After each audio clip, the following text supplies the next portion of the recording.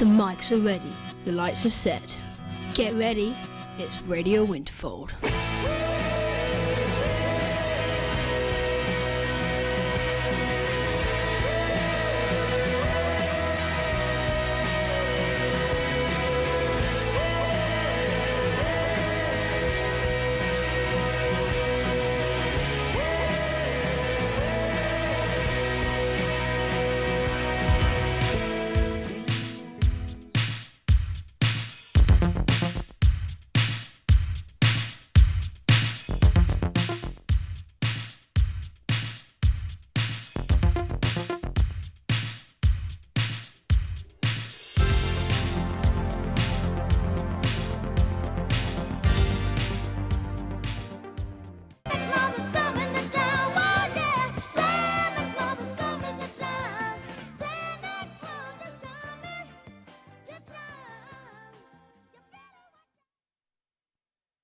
And that was Santa Claus is Coming to Town. And look who has come to town in the studio today. And we've got a couple of children who've come here to meet Santa. Hello. I'm just going to get that crackling fire going. The sound of jingle bells. And we've got two little guests to sit down. Hello, little guests. Headphones. Right. It's me they make them small, don't they? So, Hello. we've got two guests here from... What year are you two in? Year one. You're in year... I can't put this on my face. You're in year one. My goodness me. Excellent. Hello, little year ones. And what is your name, young man? Zach. You are Zach. You're not a Maguire, are you? Oh dear, I've heard about you, yes. I've heard you're a very good boy, which is excellent. And what is your name? Ismay. What a lovely name. What a very lovely name. Now, are you both looking forward to Christmas? Yes. You are looking forward, that is excellent. It's a very important time of year, isn't it? Very important time of year. Lovely. Is it your favourite time of year? Yes. Oh my goodness, it's mine too. Although it is a little bit tiring, if I'm honest. I know. You know, do you? Do you know what I have to get up to at Christmas? Yes. What do I have to do, young Zach?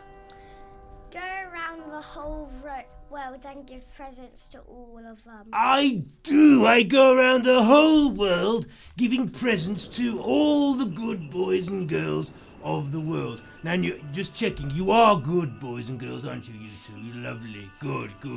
Excellent. Because I have a quick word with the teachers, just to make sure. I've had a quick word with Miss Bosher earlier on. Yes, I know I remember Miss Bosher when she was a tiny tot. She was only this big. Do you think she was a good girl when she was little? Yes, well...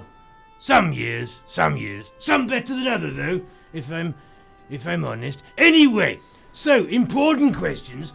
What would you like for Ismay, what would you like for Christmas, my lovely?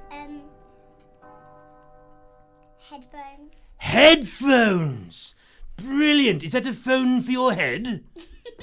No. Oh, have I got it wrong? Oh, is it these funny things you're wearing now?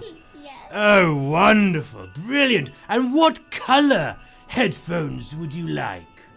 Blue. You would like some blue ones? Excellent. Well, I think I might have some blue ones in the workshop, which is excellent. The elves are very busy making them now, which is excellent news. They've been working very hard. Not quite as hard as me. Not quite, but they've been working very hard. Some blue headphones. Do you like listening to music? Yes. You do, and who's your favourite singer? Rita Ora. Rita Ora. I've seen her in the news recently. Excellent, wonderful. And Zach, what would you like for Christmas? An Xbox. An Xbox! Well, I've heard of W boxes, and I've heard of Z boxes, and I've heard of R boxes. Have I heard of an Xbox? Yes, I have, of course I've heard of an Xbox. It's a computer console, isn't it? And it has lots of games. Lovely, wonderful. Well, I will see what I can do. Now, am I right in thinking you have some questions for me? Yes. Oh, my goodness. Who would like to go first? You go. As ladies first, Zach. Absolutely excellent. Chivalry's not dead here at Winterfold. Very good indeed. Esme, you read your question. Do the elves go with you on Christmas night? That is a very good question, and one that I haven't been asked before. Do the elves come with me on Christmas night? Well, funnily enough, some of them do, yes. Because when I have to leave my sleigh and pop down the chimney to give out presents, sometimes I have a couple of very trusted elves who look after the reindeer, feed them the odd carrot, keep them going. They also sort out the next load of presents ready. Because I have so many presents to give out, I need to make sure that I give the right ones to the right children. So yes, I have a couple of very, very well-trusted elves that come with me. Very good question. Is it Wendy? Pardon, my love? Is it Wendy? Wendy or Windy? Wendy. Oh, Wendy! Well, we call her Windy Wendy. It depends what she's been eating. Sometimes, I have to say, it's a little unpleasant in the sleigh sometimes, if I'm completely honest with you. But Wendy is one of them, yes.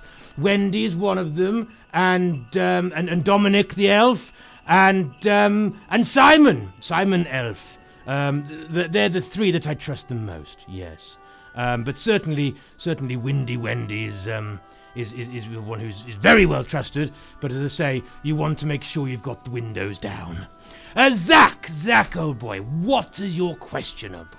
How do you get around the world so fast? How do I get round the world so fast? Well, quite frankly, I use a very, very special thing. I use magic. Magic, Christmas magic, Zach, is always a winner. So, luckily, my Christmas magic, I can alter time and I can alter distance. I'm basically a maths lesson rolled into one. But yes, no, with Christmas magic, I can alter so many things and get round the world in one go. It is extremely good. It's extremely good fun as well. I do like it, I have to say. Well, it's been lovely to meet you two. Really lovely to meet you two. And make sure you go to bed early on Christmas Eve. I don't want you to be asleep when I get there, okay?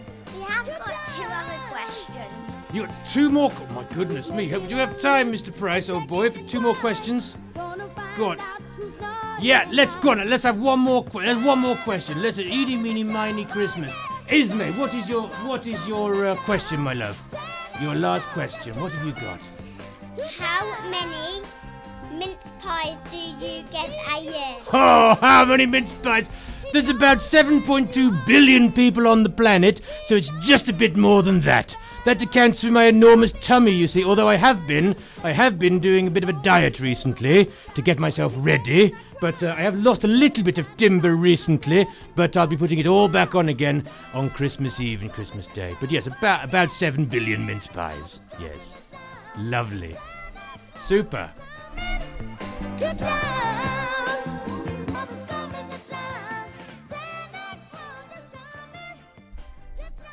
Hello. Well, welcome to round 2 of Banter with Santa. It is me, Santa. Hello. Are you both okay? Are you both all right? Are you a little bit shy? Little bit shy. What are your names? What is your name, young man? Grayson. Pardon, say again. Grayson. Grayson. What a lovely name. Wonderful. And what is your name, my love? Georgie. Georgie, what a perfect name. Your parents must have taste. Wonderful, wonderful. Now then, what? A very important question for you. Very important. Probably the most important question I can think of. Have you been good this year? Yeah. Have you both been good? Yeah. Are you sure? Yeah. Even Georgie? Excellent. Well, that's what I'd like to hear. Wonderful. Do you like my boots, by the way? Yeah. Do you like my boots? They're rather special, aren't they? Rather nice big boots. Big shiny boots. These are what keep my feet warm when I'm wandering around the world. It's lovely. Although they do get a little bit hot when I cross the Sahara. Anyway, can I ask a little question about Christmas? Is Christmas a favourite time of year for you? Yeah. Wonderful.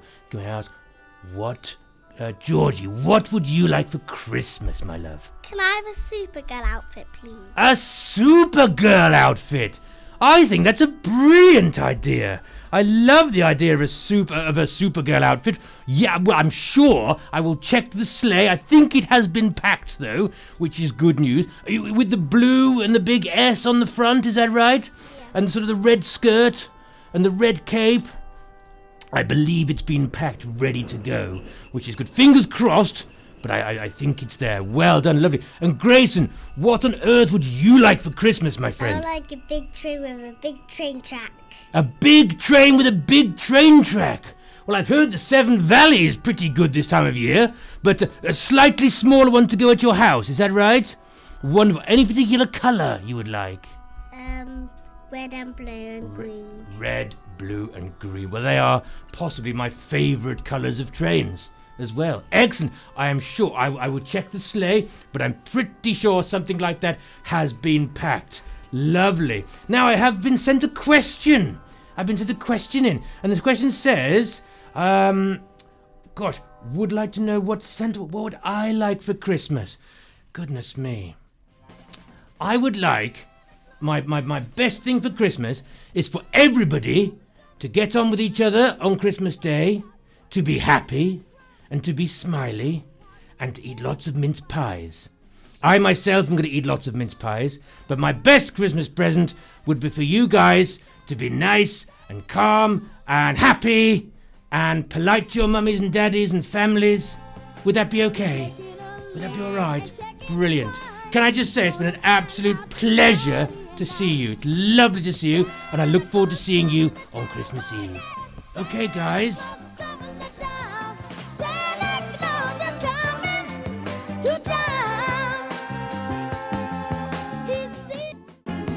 Hello, we have one more group who've come to see me for a little bit of banter with Santa. Wonderful. Can I ask, you're both from Winterfold, is that right? Yes. Lovely, good. And you look like reception children, is that right? No. No, you look like year 8 children, am I right? No. Oh dear, you look like year 1 children, am I right? No. Oh dear. Oh, well. Put me out of my misery. What year are you in? In year 2. You're in year 2. Oh, so you're with Mrs. Bolton and Chattin, is that right? Yes. I remember them when they were little girls. Gosh, they were little once. They were about this high. Wow. I know. They're now about this high, aren't they? No, they're taller than Oh, that. they are taller. Yeah, no, you're right. They are a bit taller than that. A little bit taller. How are they? But they're both all right? Yeah. Are they both kind? Yeah. Oh, that is the main thing. They were kind girls when they were little. I'm glad they're still kind now. Wonderful. And what are your names then, my loves? What is your name there? Florence. Florence. Lovely, lovely, very Italian. Like it. And what is your name, my love? Thea. Thea. Thea and Florence. Florence and Thea. Wonderful. Super. And can I ask you, are you a big fan of Christmas? Yes. You like Christmas? Yes. Is it better than Saturdays? Yes. Yes, this is good, because it's my day, isn't it? Really, Christmas is sort of a day for forgiveness and a day for presents and a day for joy, a day for happiness. Lovely. And can I ask another very important question of you? Yes. Have you been good? Yes. Are you sure? Yes. Even Florence? Yes. Are you sure, Florence? Yes. I can see a cheeky smile on your face that says, "Yes, I've been good, Santa, but actually I've been a little bit naughty." No, I don't believe. I think you've been great all year, haven't you? Wonderful. And Thea, you've been great all year? Yes. Fantastic. Can I ask a question? Another question about what would you like for Christmas? I would like a bunny, a real one. You would like a what, my love? A bunny. A bunny? real one. But normally we have turkey. Oh, I see. But for a pet. Yes. Oh, lovely. Right. Okay, lovely. So you want a bunny for Christmas? Yes. And what would you call the bunny? I would call the bunny Carrots. Yuck carrots? Carrots. A carrot. I see carrots. Bunny. A bunny called Carrots. Yes. Wonderful. That sounds like a fantastic idea. Do you prefer long ears or short ears? Long ears. I prefer long ears too. Definitely on bunnies. Absolutely. Wonderful. And Florence, what would you like for Christmas, my love? Snow globe. A snow globe. Is that like one of those little tiny globes you then can shake and it snows on the inside? Yes, please. I do like them. In fact, I've got a feeling we've got some in the workshop we've just finished making, just for this very, very, very important time of year. Fantastic. Wonderful. Well, I will chat to the elves, and I'll make sure that something is on the sleigh for you both, provided you're still going to be good, obviously, between now and Christmas. But I'm sure, looking at you both, I'm sure you'll both be very good, won't you? Yes. And can I ask you one more little question? Have your families been good? Yeah. Just making sure. And have you got easy access to your chimneys? Yeah. Super, lovely. Fortunately, I have quite a bit of Christmas magic, so even if chimneys are a little bit blocked or a little bit sooty, I am able to get down. It's no problem at all for me. No problem for Santa. Okay? Do you have any questions for me? Yeah. How does Rudolph's nose get so red? Well, do you know where we live for most of the year? Yes. Where is it? North Pole. It's the North Pole. And do you know what the North Pole is like? It's really, really snowy. It's really snowy. It's very cold and very snowy. In fact, a lot of the reindeers have quite red noses because it is so cold. In fact, my little nosy pose is sometimes quite red, I have to say. But Rudolph's is the reddest. He has the rosy, reddest nose of them all because his nose sticks out a little further than the others and gets a little bit colder than the rest. And that is why Rudolph has a very red nose. But as I say, sometimes dear old Santa, dear old my little rosy nose over here, is sometimes a little bit red as well. Okay? Mm-hmm. Super. Well, it's been lovely to see you both. Really lovely. I think you're going to go back and see Mrs. Chatton and Mrs. Bolton. I want you to say hello to them, make sure they've been good, tell them to be good from Santa, and I might even drop them a little present around if they've been very good. Okay. All right then, my loves. I will see you very soon, okay? Be good. Merry Christmas! Ho, ho, ho!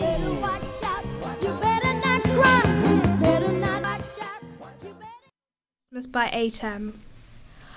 On the first day of Christmas, Mrs. Toms gave Atem a letter on the Winterfold way. On the second day of Christmas, Mrs. Toms gave Atem 2 history lessons and a letter on the Winterfold way. On the third day of Christmas, Mrs. Toms gave Atem 3 SUFGs, 2 history lessons and a letter on the Winterfold way. On the fourth day of Christmas, Mrs. Toms gave Atem 4 pack leaders, 3 SUFGs, 2 history lessons and a letter on the Winterfold way. On the fifth day of Christmas, Mrs. Toms gave Atem 5 gold awards, 4 pack leaders, 3 SUFGs, 2 history lessons and a letter on the Winterfold way. On the sixth day of Christmas, Mrs. Toms gave Atem 6 preps a night, 5 gold awards, 4 pack leaders, 3 SUFGs, 2 history lessons and a letter on the Winterfold way. On the seventh day of Christmas, Mrs. Toms gave Atem 7 trees for forest school, 6 preps a night, 5 gold awards, 4 pack leaders, 3 SUFGs, 2 history lessons and a letter on the Winterfold way. On the eighth day of Christmas, Mrs. Toms gave Atem 8 school ensemble, 7 trees for planting, 6 preps a night, 5 gold awards, 4 pack leaders, 3 SUFGs, 2 history lessons and a letter on the Winterfold way. On the ninth day of Christmas, Mrs. Toms gave Atem 9 Zoom assemblies, 8 school ensembles, 7 trees for planting, 6 preps a night, 5 gold awards, 4 pack leaders, 3 SUFGs, 2 history lessons and a letter on the Winterfold way. On the 10th day of Christmas, Mrs. Toms gave a 10. 10 perfect prefix. 9 team assemblies, 8 school ensembles, 7 trees for planting, 6 preps and 9, 5 gold awards, 4 pack leads, 3 SFGs, 2 history lessons and a letter on the Winterfold way. On the 11th day of Christmas, Mrs. Toms gave a 10. 11 fabulous pupils, 10 perfect prefects, 9 team assemblies, 8 school ensembles, 7 trees for planting, 6 preps and 9, 5 gold awards, 4 pack leaders, 3 SFGs, 2 history lessons and a letter on the Winterfold way. On the 12th day of Christmas, Miss Toms gave a 10. 12 years at Winterfold. 11 fabulous pupils, 10 perfect prefects, 19 assemblies, 8 school ensembles, 7 trees for planting, 6 preps and 9, 5 gold awards, 4 pack leaders, 3 SFGs, 2 history lessons and a letter on the Winterfold way.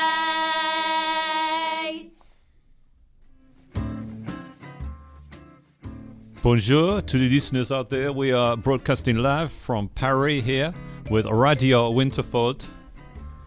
We have some children here. We're going to parler français maintenant, oui. Bonjour les enfants. I'm just going to put my smooth jazzy music on again. Ah, yes.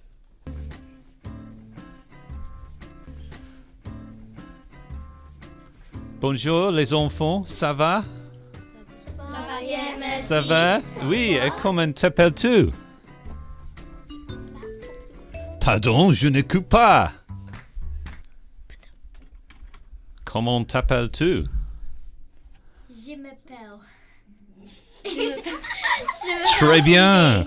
Okay, très bien. Welcome to Radio Winterfold today. We have some children here who are going to sing us a French song very, very soon. And hopefully, children around the school will be joining in. So, it's great to be here. So, what do you think of France, monsieur? I think it's like, it's really good. I haven't been and I would love to go. Do you think like the French it is the greatest country in the world? Would you agree? I don't zut know. alors, you are wrong, sir. It is the greatest country. Okay, monsieur, how many French words do you know? Pick a number between 1 and 5. 113. 113, c'est très grand. Do you not say that in French? No. Okay, so...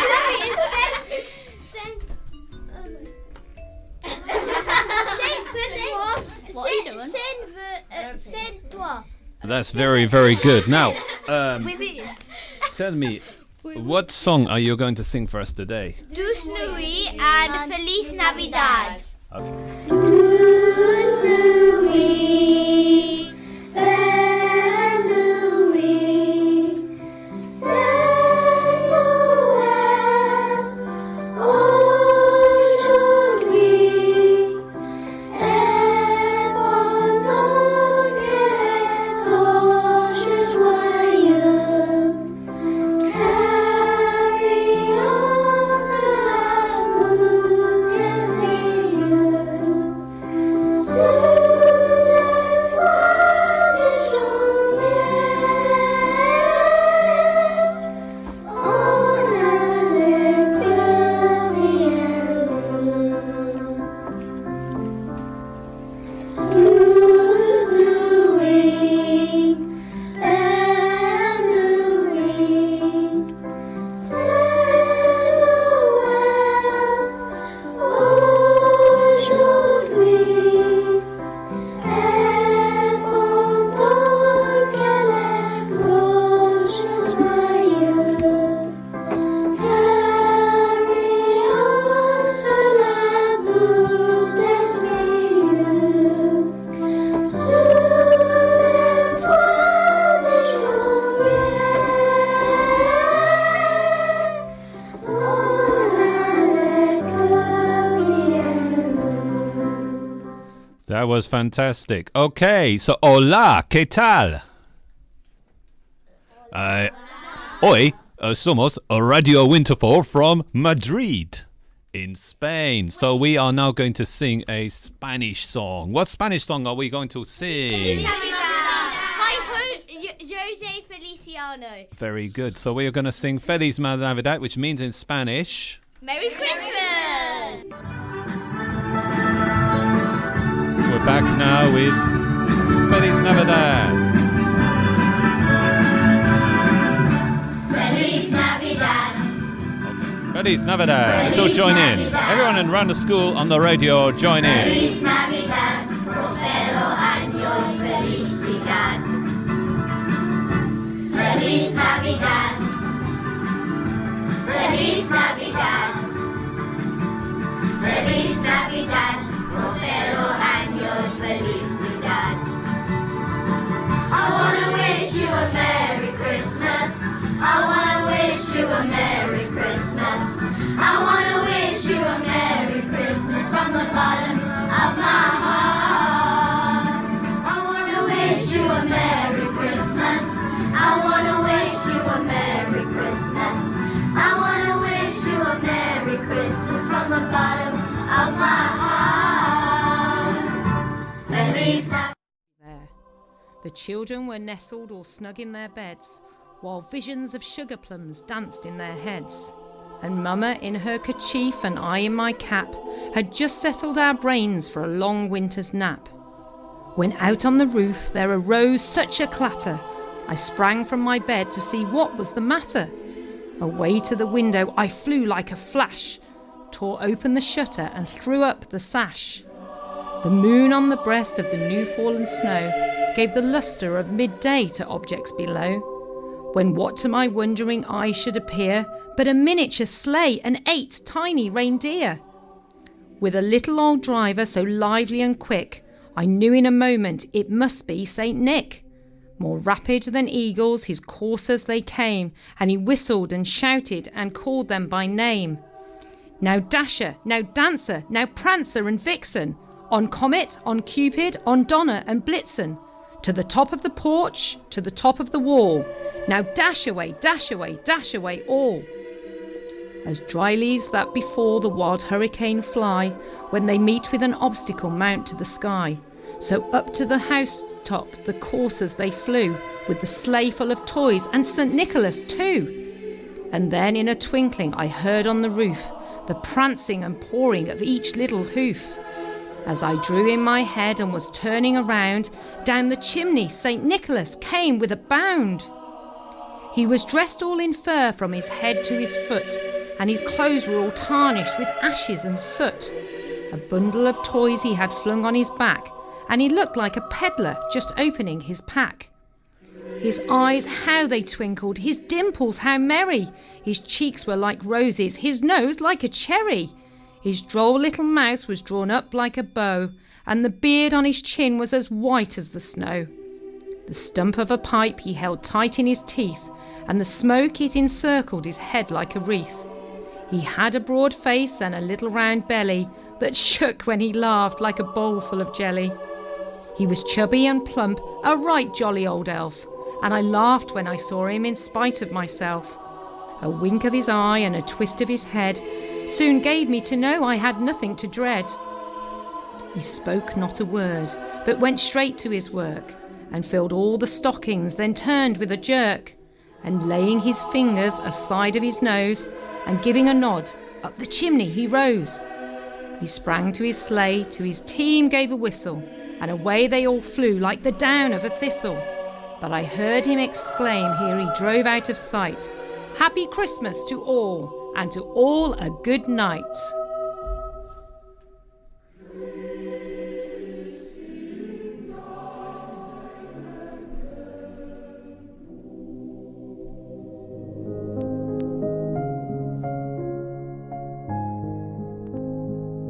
Okay, and that was Mrs. Miles there reading beautifully The Night Before Christmas. We're on a Twitter feed at the moment. We're getting some great tweets coming in. Hi to Abby Phillips. Hi to Mrs. Keatley Smith. Hi to Mrs. Malanafi listening out there. We've got Graham Johnson has just retweeted, and Mr. Mitchell's listening, and I know Year 2 have sent a message as well. So get on the Twitter feed.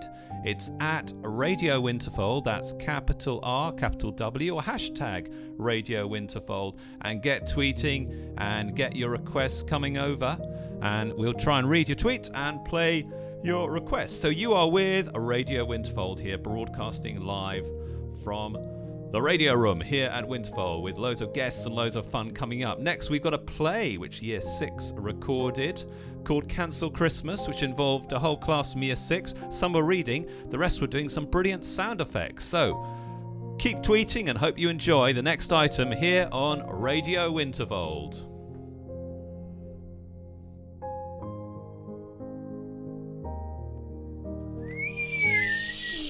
Wow, this isn't looking good, Rudolph. I don't think we will be able to take off tonight. There must be something we can do. We can't let all the children down. I've been looking at the barometer. The wind is blowing directly against us. Let me check it again. No good at all. Call the other reindeers. We'll just have to cancel Christmas. Cancel Christmas? Cancel it? It's no good, Rudolph. Call them. Yes, Santa. Dancer. Just coming. Prancer. On my way. Donna. 1 second. Be Blitzen. there in a second. Dasher. Yes. Comet. I'm helping Vixen. Cupid. Oh, what is it? Vixen. I'm helping Comet. What is it? What's the matter? Is it time to go? What is it? Quiet! That's better. Santa has something important to tell you. I'm very sad to tell you that Christmas is cancelled this year. What? I know. It's never happened before. But this terrible weather is... But we can't let the children down. They've had such a terrible year. They were all looking so forward for Christmas. I know. This is the first time, but this year has been the first time for many things. Don't cry, Prancer. There's always next year. But all the presents are up, and we're talking about all their mince pies out. And the carrots. And the sherry. And the milk. I'm sorry. I can't do this. So stupid. This is annoying. I'm looking forward for Christmas, flying over New York, England, I said excuse me! Thank you. It's just that I had an idea. What's the idea? Well, it's silly really. What's the idea, Cupid? Tell us. Well, it's stupid. We'll decide if it's stupid. Cupid, tell us. Come on, tell us. Come on, Cupid. Tell us. Come on, Cupid. You know, it's windy. Yes. And it's blowing against us, so we won't get anywhere. Yes. Well, I just thought... Come on, Cupid. Come on, Cupid, tell us your idea. It's cold out here. Well, what if we went the opposite way with the wind behind us?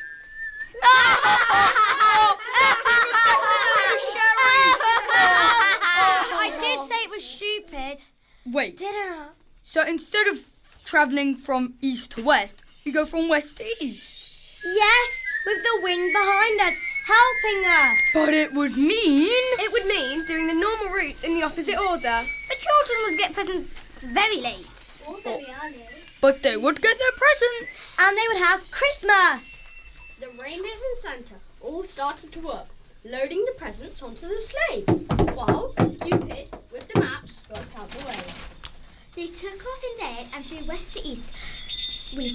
East. Children below watched with awe and delight as Santa's first ever visible flight. By midday, they'd cover half of the world. People gasped in amazement and started to cry. It was all over the telly. mainly on Sky. Western children who woke up to presentless stockings knew Santa was coming, and they followed his app. They stood on their doorsteps and started to clap. By 1:45, the final presents were dropped in New Zealand, which had always been the first in the past, but in the strangest year, this one was the last. At a minute to midnight, the sled touched the ground. The reindeer were breathless. and then Santa Claus looked up at Cupid and started a round of applause. Well, Cupid, we did it! Oh dear. Why are you crying now, Prancer? We did it! I'm so happy. Hooray! Hooray for Cupid! Well, when things are against you, make them work for you.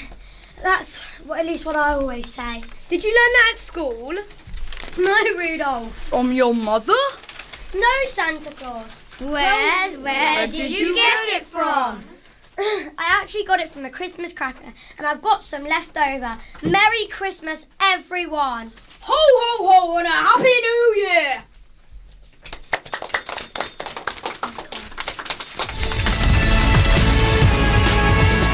Shenstone, Stanklin, Harvington, Bluntington, Chadsley Corbin, Brockencote, Kegbowl, Outwood, Pershall Green, Kidderminster. You're listening to Radio Winterfold. Time flies by when the Oh.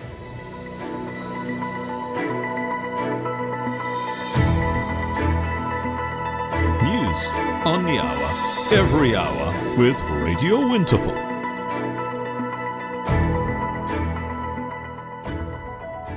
The time is 12 o'clock and these are the headlines on Radio Winterfold. Our top stories this hour. With the vaccine for COVID-19 starting to roll out across the world, keepers at Whipsnade Zoo have named a newborn baby giraffe Margaret, after Margaret Keenan, the first person in the UK to be given the new vaccine. Margaret the giraffe was born early on the 6th of December, at the same time as 90-year-old Margaret Keenan was receiving the UK's first vaccination. Margaret the giraffe is the second calf to be born to mum Luna and was born as part of an international conservation breeding programme for the species. She was up and walking around within an hour of her birth. A first edition of Harry Potter and the Philosopher's Stone has fetched an amazing £68,000 at auction. The book was among 500 hardback copies printed in 1997. 300 of them went to schools and libraries and 200 went to shops. This copy is one of those that was sold in shops for $10.99, which makes it rarer. That's why it sold for such a high amount. Another first edition was nearly sold for 50p in a car boot sale. Got £50,000 in an online auction on Friday. So go and check your copies at home and see if you're sitting on a small fortune this Christmas. Doctors in Derby have been investigating the science behind the Roald Dahl classic George's Marvellous Medicine. In the 1981 book, George makes a medicine for his obnoxious grandmother to try and make her less mean and nasty. However, the scientists have warned against the dangers of creating anything similar. Researchers performed an exhaustive toxicological investigation into the potion and all 34 of its ingredients, which include lipstick, shoe polish, extra hot chili sauce, brown paint, gin and animal medicines. They conclude that ingesting such a medicine would cause liver damage, vomiting and the most likely clinical outcome, death. So don't try this at home, kids. We look forward to joining the lead author of the report for the BMJ, Dr. Graham Johnson, a little later on here on Radio Winterfold. So stay tuned. The weather is cold and a bit nippy.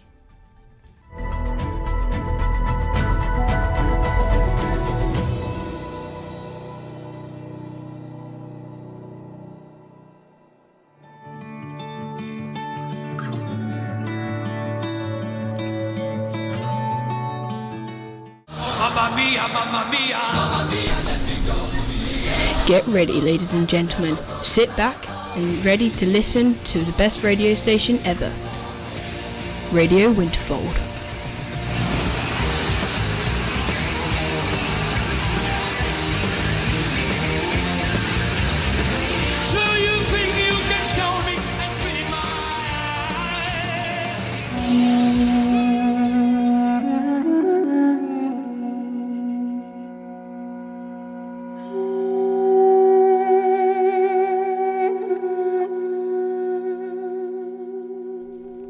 The Christmas Story, read by Year 8.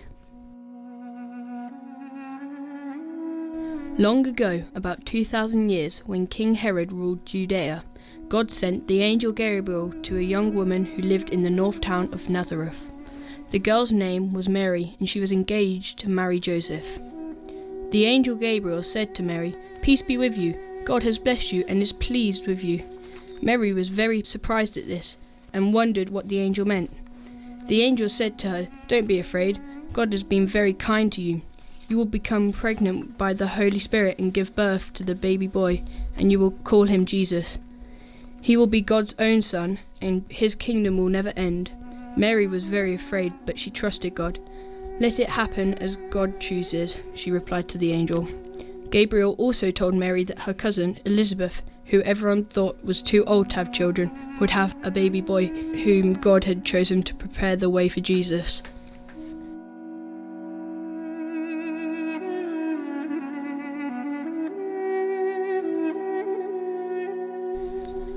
Mary said goodbye to her family and friends and went to visit her cousin Elizabeth and her husband Zechariah. Elizabeth was very happy to see Mary. She knew that Mary had been chosen by God to be the mother of his son. An angel had already told Zechariah that Elizabeth's baby would prepare people to welcome Jesus. He was to be called John. Mary stayed with Elizabeth about 3 months and then returned home to Nazareth.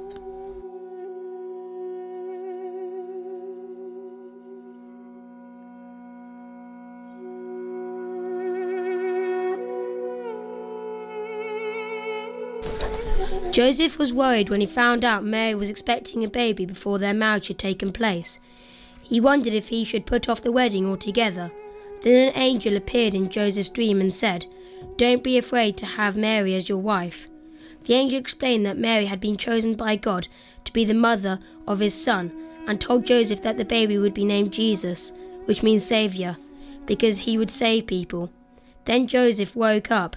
He did what the angel had told him to do and took Mary as his wife.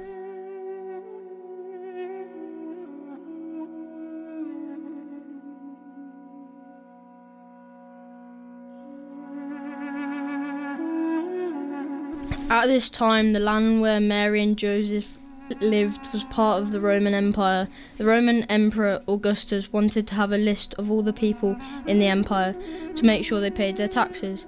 He ordered everyone to return to the town where their families originally came from and enter their names in a register. Mary and Joseph travelled a long way from Nazareth to Bethlehem because that is where Joseph's family came from. Most people walked, but some lucky people had a donkey to help carry the goods needed for the journey. Joseph and Mary travelled very slow because Mary's baby was due to be born soon.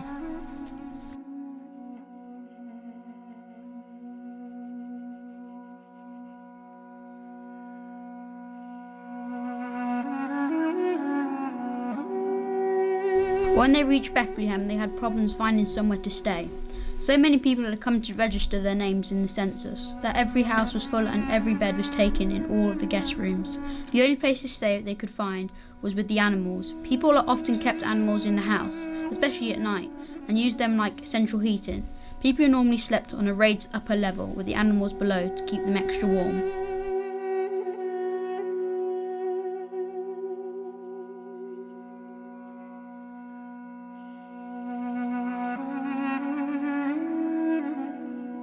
So in the place where the animals slept, Mary gave birth to Jesus, the Son of God. In those days, it was custom to wrap newborn babies tightly in a long cloth called swaddling clothes. Jesus' bed was a manger that the animals ate hay from. In the hills and fields outside Bethlehem, shepherds looked after their sheep through long nights. As the new day began, suddenly an angel appeared before them, and the glory of God shone around them. The shepherds were very, very scared, but the angel said, "Don't be afraid. I have good news for you and everyone. Today in Bethlehem, a Saviour has been born for you. You will find the baby lying in a manger."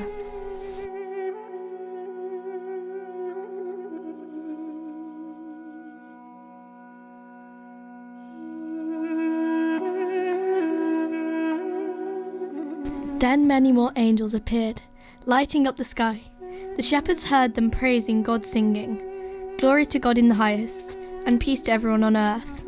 When the angels had gone, the shepherds said to one another, "Let's go to Bethlehem to see what's happened." So the shepherds went to Bethlehem and found Mary and Joseph. The baby Jesus was lying in a manger, as they had been told. When they saw him, they told everyone what the angel had said, and everyone who heard the story was astonished. Then the shepherds returned to their sheep, praising God for sending his Son to be their Saviour.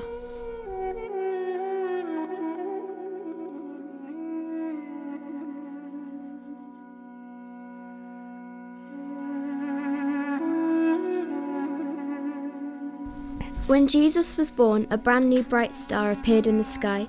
Some wise men in faraway countries saw the star and guessed what it meant. They were very clever men that studied the stars and had read in very old writings that a new star would appear when a great king was born. They set out to find the new king and bring him gifts. The wise men followed the star towards the country of Judea, and when they got to the capital called Jerusalem, they began to ask people, "Where is the child who is born to be King of the Jews?" Herod, the king of Judea, heard this, and it made him very angry to think that someone might be going to take his place as king. Herod sent for the wise men to come to him.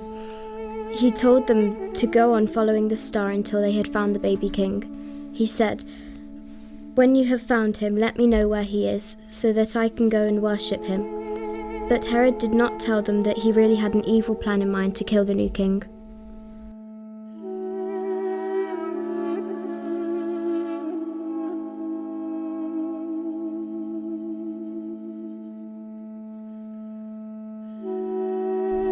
The wise men followed the stars toward Bethlehem, where it said that the king would be born in the old writings. It seemed to stop and shine directly down upon the place where Jesus was. The wise men entered the house where they now lived and found Jesus with Mary. They bowed down and worshipped him. The wise men spread the gifts they had brought before Jesus. The gifts were gold, frankincense, and myrrh.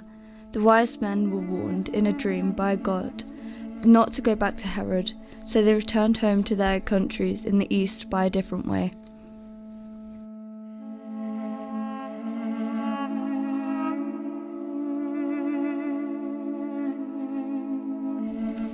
When the wise men had gone, an angel appeared to Joseph in a dream. "Get up," the angel said. "Take Jesus and Mary and escape to Egypt. Stay there until I tell you, for Herod is going to search for Jesus to kill him." So Joseph got up, took Jesus and Mary during the night. They left for Egypt, where he stayed until Herod died. When Herod realized that he had been tricked by the wise men, he was furious, and he gave orders to kill all the boys aged 2 or younger in Bethlehem and surrounding area. This was to try kill the new king, as his plan to find the location of the new king from the wise men had failed.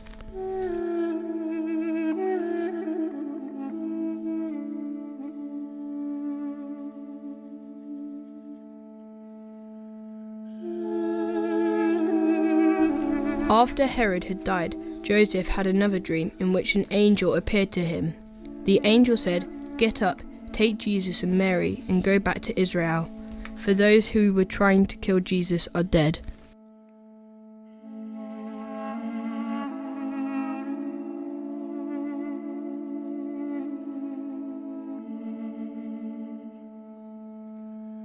So Joseph got up, took Jesus and Mary, and went back to Israel. But when they heard that Herod's son was now the king of Judea, he was afraid to go there. So instead they went to Galilee, and lived there in their old town of Nazareth.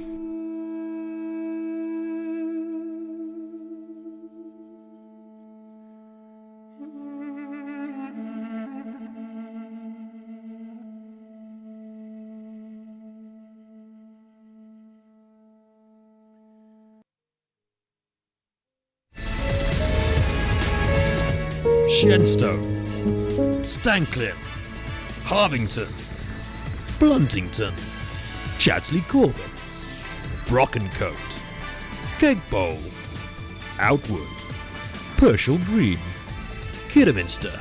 You're listening to Radio Winterfold. Hi, And welcome to Radio Winterfold. Hope you're enjoying listening. We're getting some great tweets coming our way. We've got Emily Selden saying she loves the show. Please play Blue Suede Shoes for us at Blunt Shoes. Absolute pleasure. We'll try and slip that in later on.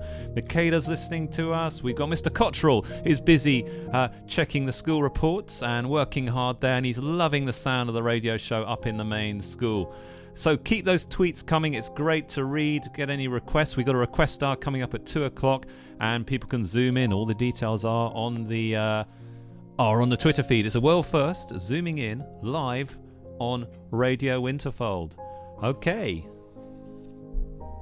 Right then. So this would be about the time in the show that I would normally like to play some Justin Bieber and Mistletoe, but don't worry, I'd never do that to you. So here's The Cult with She Sells Sanctuary.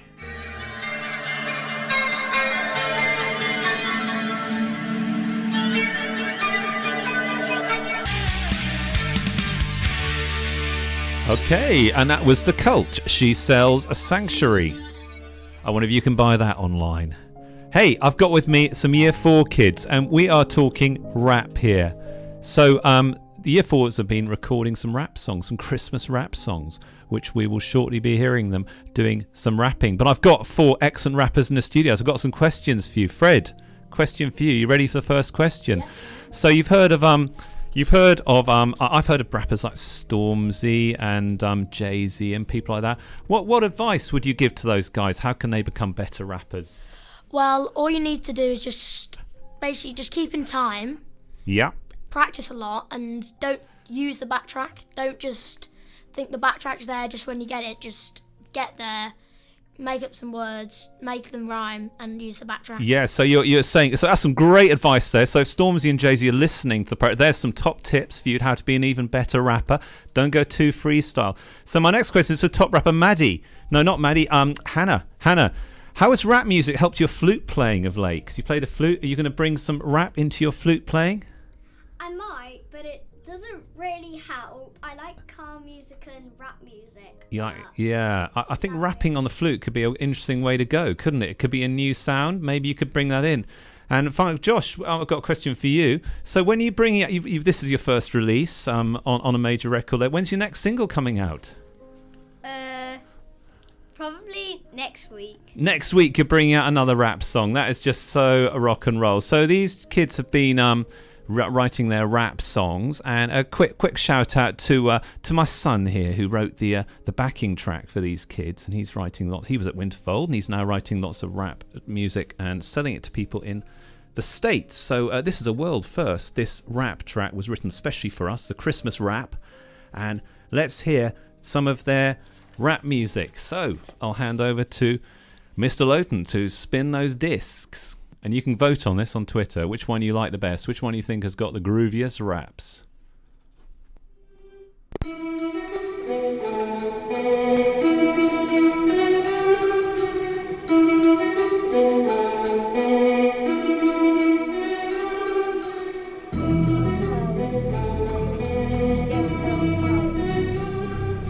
Yo ho ho, it's Mr. Christmas. Yo ho ho. Yo ho ho, it's Mr. Christmas. Yo ho ho. Yo ho ho, it's Mr. Christmas. Yo ho ho. In my house I got a Christmas tree. It looks really fancy, but I got it for free. I lift my gifts up to Christmas miss. Mum and Dad make me glad. And well, great Nan, I'd rather put her in a delivery van. I like to drink sparkling Coke with all the town folk. When the doorbell rings, it makes my dog get out. I made a sleigh out of Mum's red tray. I bake a cake to stuff my thighs with big round pies. Make stuffing that tastes like nothing. I hope the snow will grow. My dance wants a dog. Okay, so that was the first one of our wrap-offs we're having today, our sort of face-offs in the rap world. That was Ruby. So what do you reckon of that one, guys? Good? Yeah, that was pretty groovy. That was on the beat. Okay, now the next one we've got coming up. Let's listen to the next one.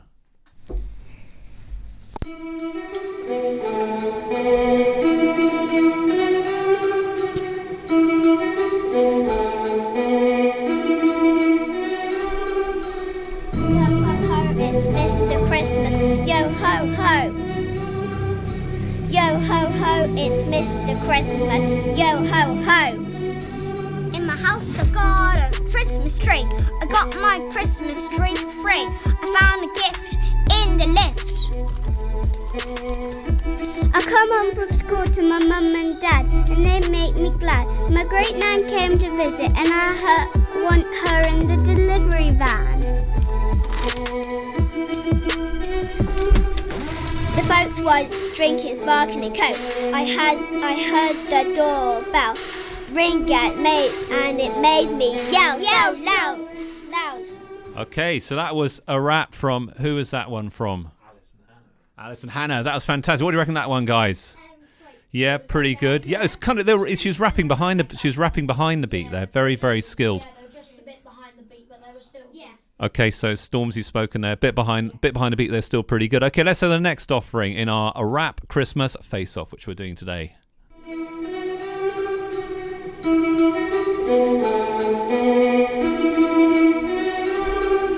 Ho, ho, ho, it's Mr. Christmas. Ho, ho, ho, it's Mr. Christmas. Yo, ho, ho, it's Mr. Christmas. Yo, ho, ho, it's Mr. Christmas. In my house on a Christmas tree, even though I got it for free.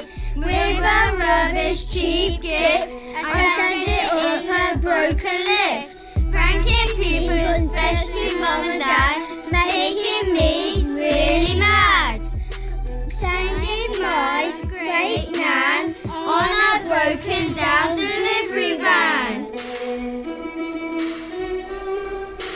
Drinking poison sparkling coke. Sorry, that was a joke. Ringing my doorbell. Oh no, Daddy's going to you. Okay, so who was that? Who was that in that group?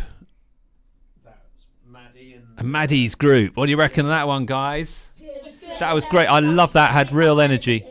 Bit behind the beat, but it had real energy. I loved you were really going for it. Okay, and the final one today in our rap face-off is from Freddie and the boys, the boys crew. So let's listen to this one.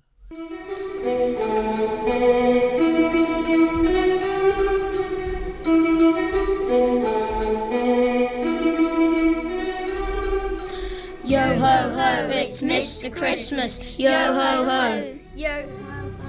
Yo ho ho, it's Mr. Christmas. Yo ho ho.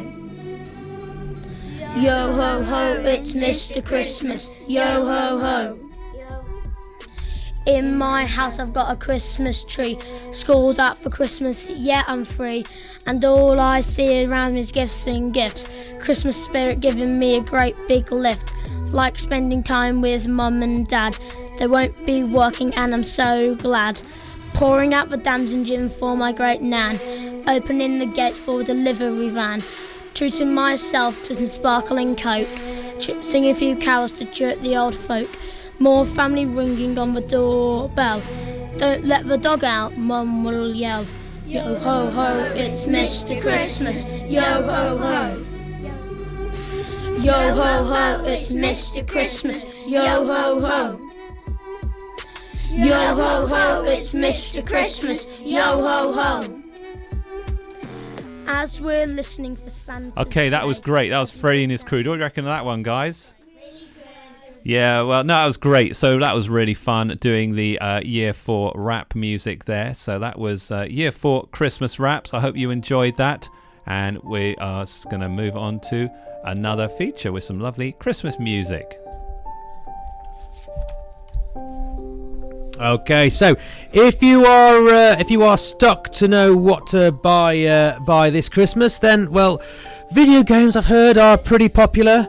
This Christmas, but if you weren't sure which games to buy, then luckily in Year 6 we've got Ethan and we've got Ollie and we've got Larry, who have done a first and hopefully a series of shows called Game Talk, and they are going to talk us through a loads of the games to get this Christmas, the ones to buy. Now, I'll be completely honest, I don't know much about video games, but luckily I think these boys will put me right. So sit back, and if you're looking for some things to buy this year, then this is the feature for you.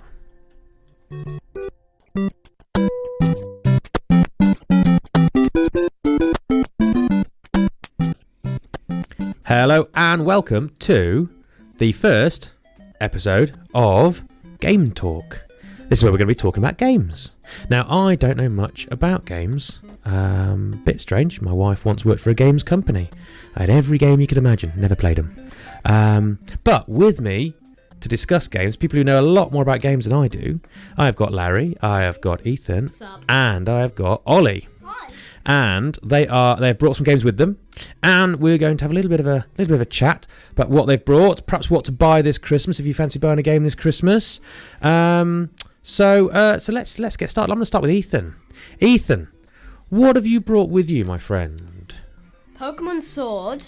Of course, Shield is a bit better. And Pokemon Let's Go Pikachu. And Pokemon Let's Go Eevee is a bit better than that. Okay. So, start again. So, you got Pokemon Sword. Now, I thought Pokemon was a cartoon. And it's a game. And it's a game. Cartoon, trading cards. Yeah. Okay. And teddies. Okay, so if I was to play this Pokemon game, okay, I'd get home, I'd put on my console, I'd put in the Pikachu, the Pokemon game. Describe to me, what would happen? So if you're playing Pokemon Let's Go Pikachu, sort of like, you'd start off really with, sort of like, in your room, and then Pikachu pops out the TV, and you follow the Pikachu, and then Professor Oak just talks to you, and you get to name your rival and name yourself. Okay, and so what's the object of the game? Larry, what's the object of the game? What would you do in that one? Or if you're not sure, Ethan or Ollie or anyone, just jump straight in, and tell me, what's the object of the Pokemon game?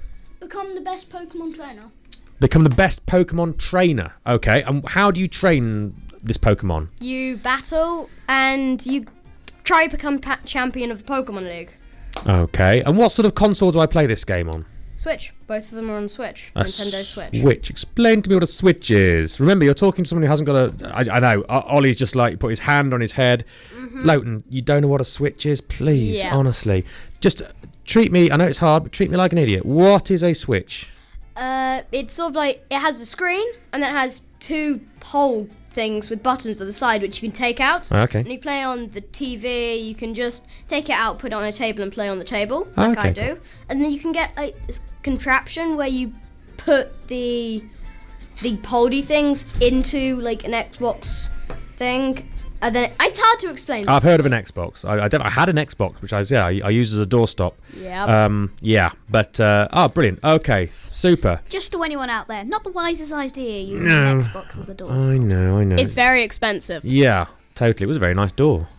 Right. Okay. So if you were to grade this game, this Pokemon game, out of 5, out of 5 stars, what would you give this game out of 5? Pokemon Let's Go Pikachu, I would give a 3. A 3, a solid 3 stars. The graphics aren't the best, and there's not really a story to it. You just go around doing whatever you want. Okay. And then Pokemon Sword and Shield, I'm gonna have to give a 5. A 5? But the only problem is it's not an open world game, so you have boundaries, but you can get a bite, you can get it so it goes in water.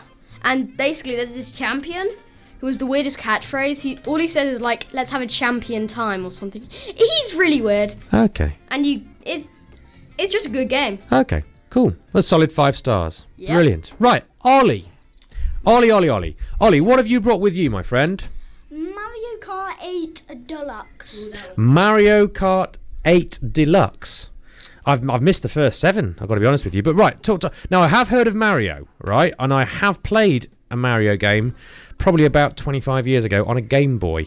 Did I Mario? Yeah, Game Boy. Game Boy. Yeah, it's retro for you, isn't it? That was brand new technology when I was your age. Honestly, we had an original Game Boy where it had literally no colours on the screen. Yeesh. Yeesh. God, Game Boys are original. They are. Totally. Honestly, they just discovered fire when that came out. Right, Ollie, talk to me, my friend. What have you got? You got Mario 8 Deluxe. Go for it. Okay, so it's basically Mario in a car. Yeah, Mario in a car. So it's like basically Mario Kart 8, but with more tracks and cars and characters. Okay, and what's the object of the game? What do you have to do? Well, you race, so you gotta win the race. Oh, it's a racing game then. Okay, brilliant, super. And have you got all the characters? Because there was Mario, there's Luigi, there was Princess Plumpkin or something. Peach. That's the one. And there's more from like different. There's also Link from Legend of Zelda. In the Mario game? Yeah.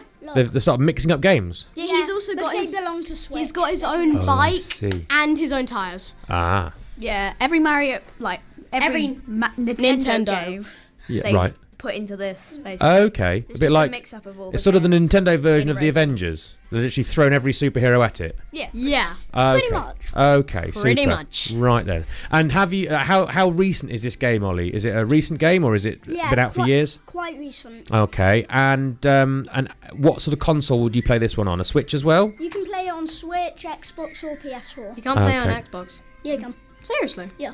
I thought you could only play it on Switch and PS4. No, you can play on Xbox. Well, this is a Winterfold, a Radio Winterfold original. You can apparently play it on Xbox. You can play on anything. Who knew? You can play it on any console. Well, apart you heard from it here your Game first, Boy. folks. You can't play it on your Game Boy. Not on my. No, absolutely not. No. You can't play much on that anymore. But I missed the Loughton stand. It's probably firewood by now. Charming. Sick burn! Charming. Thank you, Larry. So, Ollie. If you had to give this, if you grade this game out of 5, what would you give this? Out of 5 stars being great, 1 star being not so good, what would you give this game? 5. You give it a 5, a solid 5 straight away. Yeah. Is there any way this game could be improved, Ol? No, not really. No.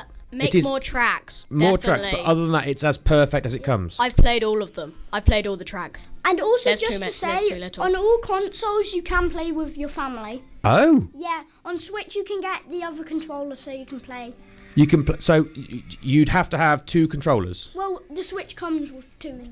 Oh right, okay, fair enough. And how much does a Switch cost these days? About 200. 200. If you're buying it off eBay, around 300.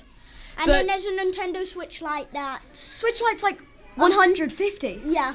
But then you can't put that in the TV and it's a lot smaller. Okay. And you can't take the side bits off. Okay. Oh, fair enough. Okay. Right then. Okay. So moving over to Larry. Okay, Larry.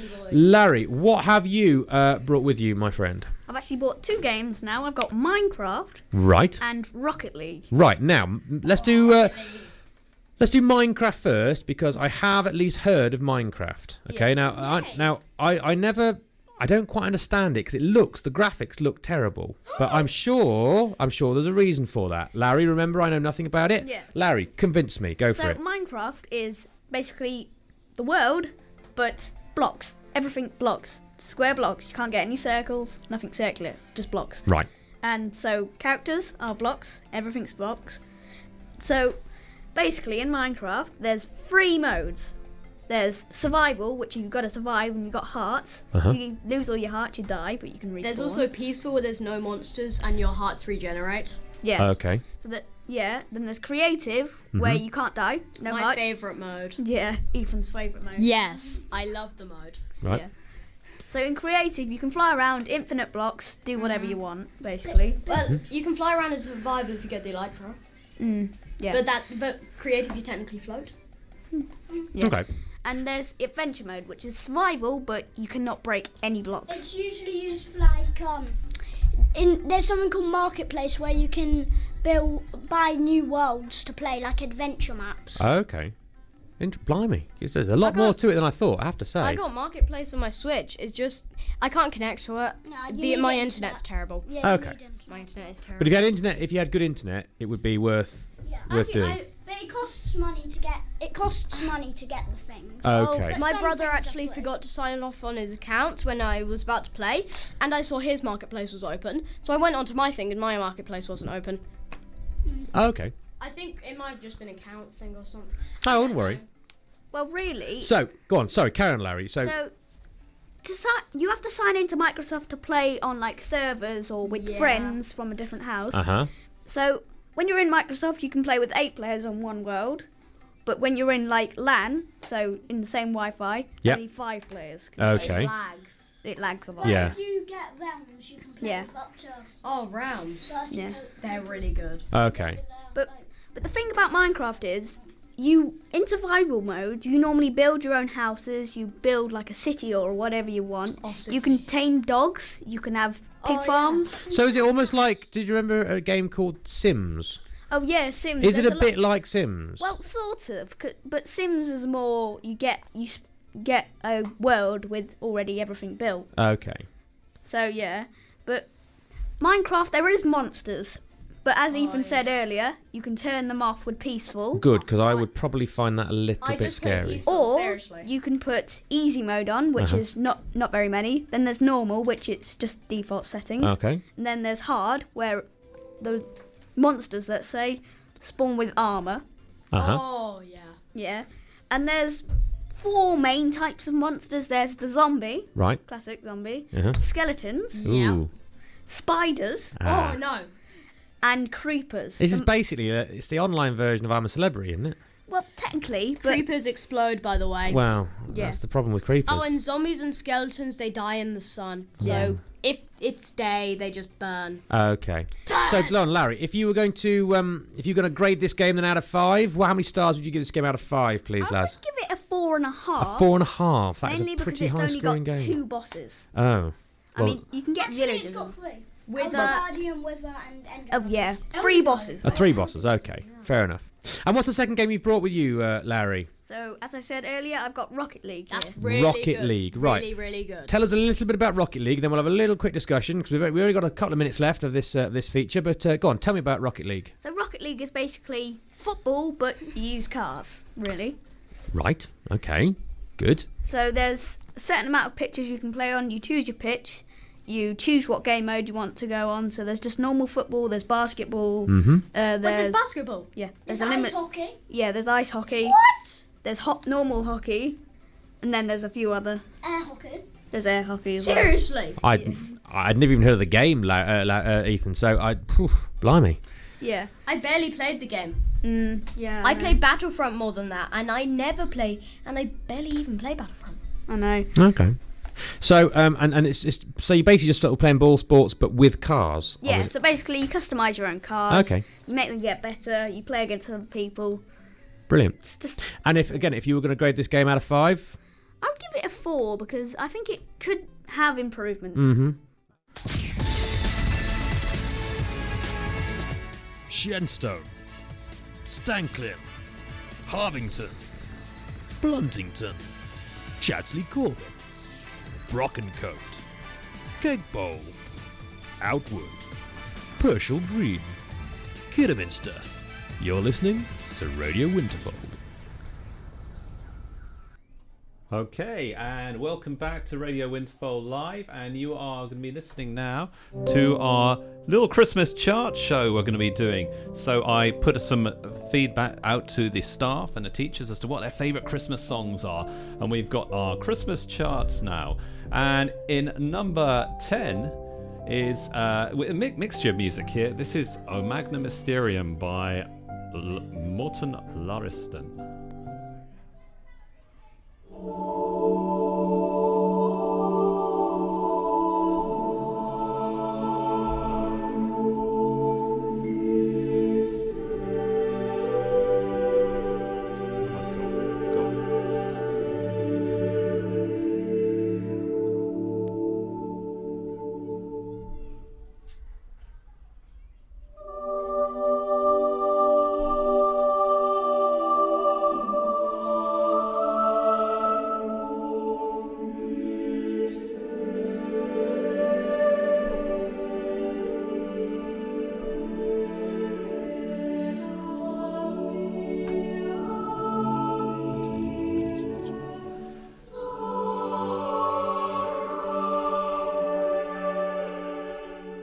That was O Magna Mysterium, a beautiful piece there sung by King's College, Cambridge there.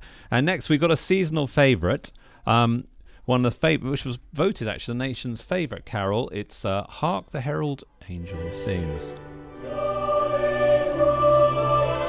But that was a choir of King's College, Cambridge there with Hark the Herald Angel Sing, which is apparently the nation's favourite carol. And big shout out to all those... well, not shout out, a feeling of remorse for all those choirs which obviously aren't able to sing live this Christmas. Very sad time, really. It's almost Cromwellian in the measures put against music at the moment. But obviously, to keep us safe, that's entirely necessary. But I know that we've got our carol service has gone virtual this year. That's on Thursday evening, something to look forward to.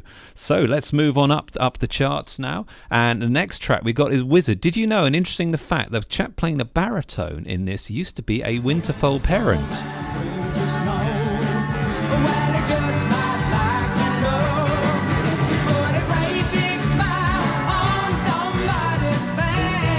Okay, so that was Wizard with I Wish It Could Be Christmas Every Day.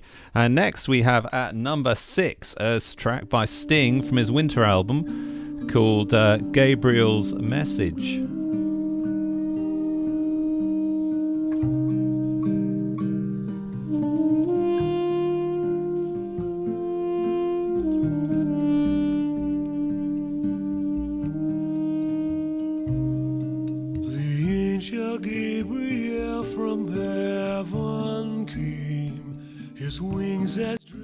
Well, that's a bit of a sting there with the wonderful Angel Gabriel, and we'll follow it up, moving up the charts now to number 5 is one of our real old Christmas favourites.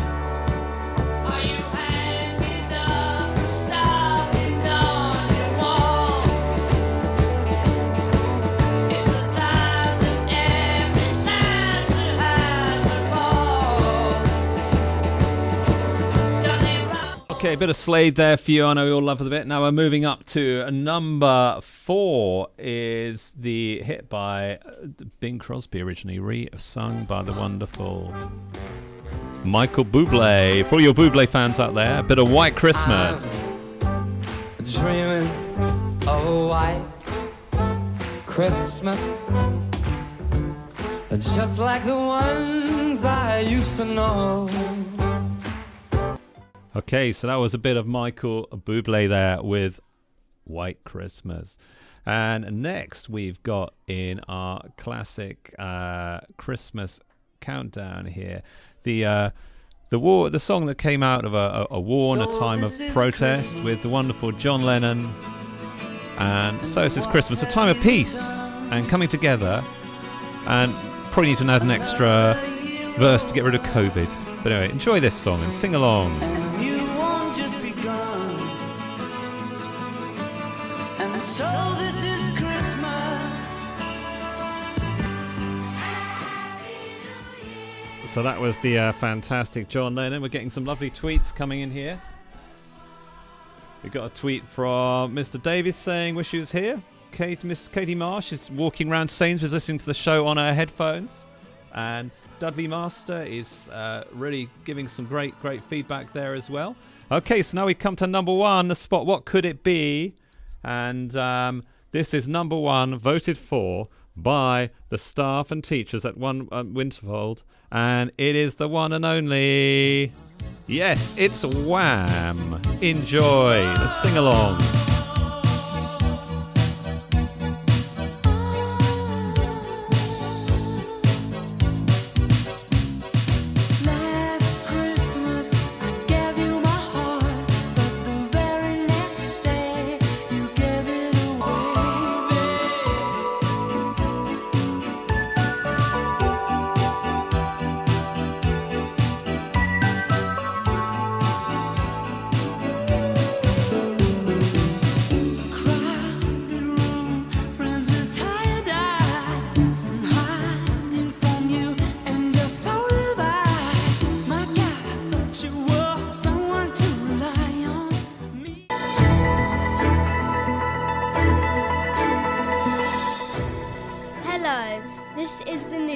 Radio Winterfold. The time is 1 o'clock and these are the headlines on Radio Winterfold.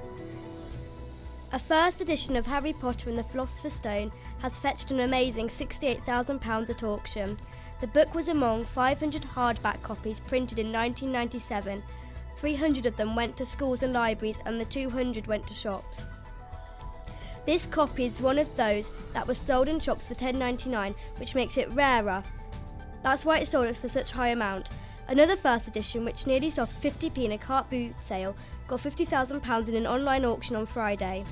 So go and check your copies at home and see if you are sitting on a small fortune this Christmas. Doctors in Derby have been investigating the science behind Roald Dahl classic George's Marvellous Medicine. In the 1981 book, George makes a medicine for his obnoxious grandmother. and tried to make her less mean and nasty. However, the scientists have warned against the dangers of creating anything similar. Researchers performed an exhaustive toxicological investigation into the potion and all 34 of its ingredients, which include lipstick, shoe polish, extra hot chili sauce, brown paint, gin and animal medicines. They concluded the ingesting such as a medicine would cause liver damage, vomiting and the most likely clinical outcome, death. So don't try this at home, kids. We look forward to joining the lead author of the report for the BMG, Dr. Graham Johnson, a little later here on Radio Winterfold, so stay tuned. Finally, have you wondered how the royal family spend their Christmas? Radio Winterfold lets you in on all its royal secrets. Since 1988, members of the royal family have celebrated at Sandringham House, one of the Queen's private homes on a big estate in Norfolk. In keeping with their German heritage, the royal family start their festive celebrations on Christmas Eve, and this also means that on Christmas Day they can focus mainly on church and royal duties, especially the Queen's Christmas message. They all meet on Christmas Eve in the White Drawing Room at Sandringham to exchange presents and finish decorating the 20-foot tall tree.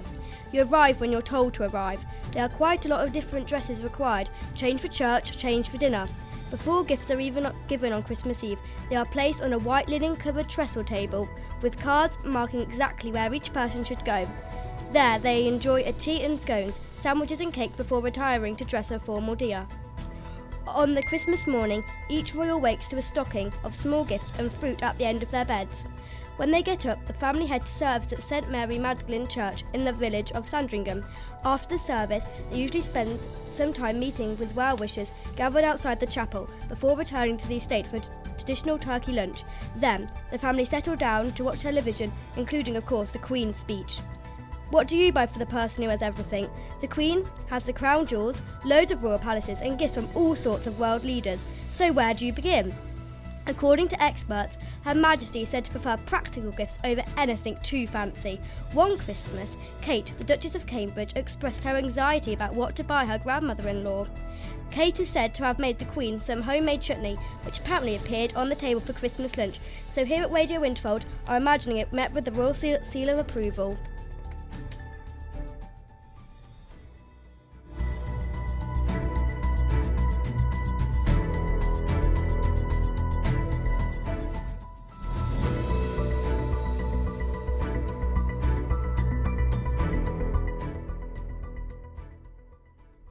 Okay, thank you very much, Annie. That was the news with Annie, and now we are very lucky to have with us on the radio Dr. Graham Johnson. So if I hit this button, hopefully...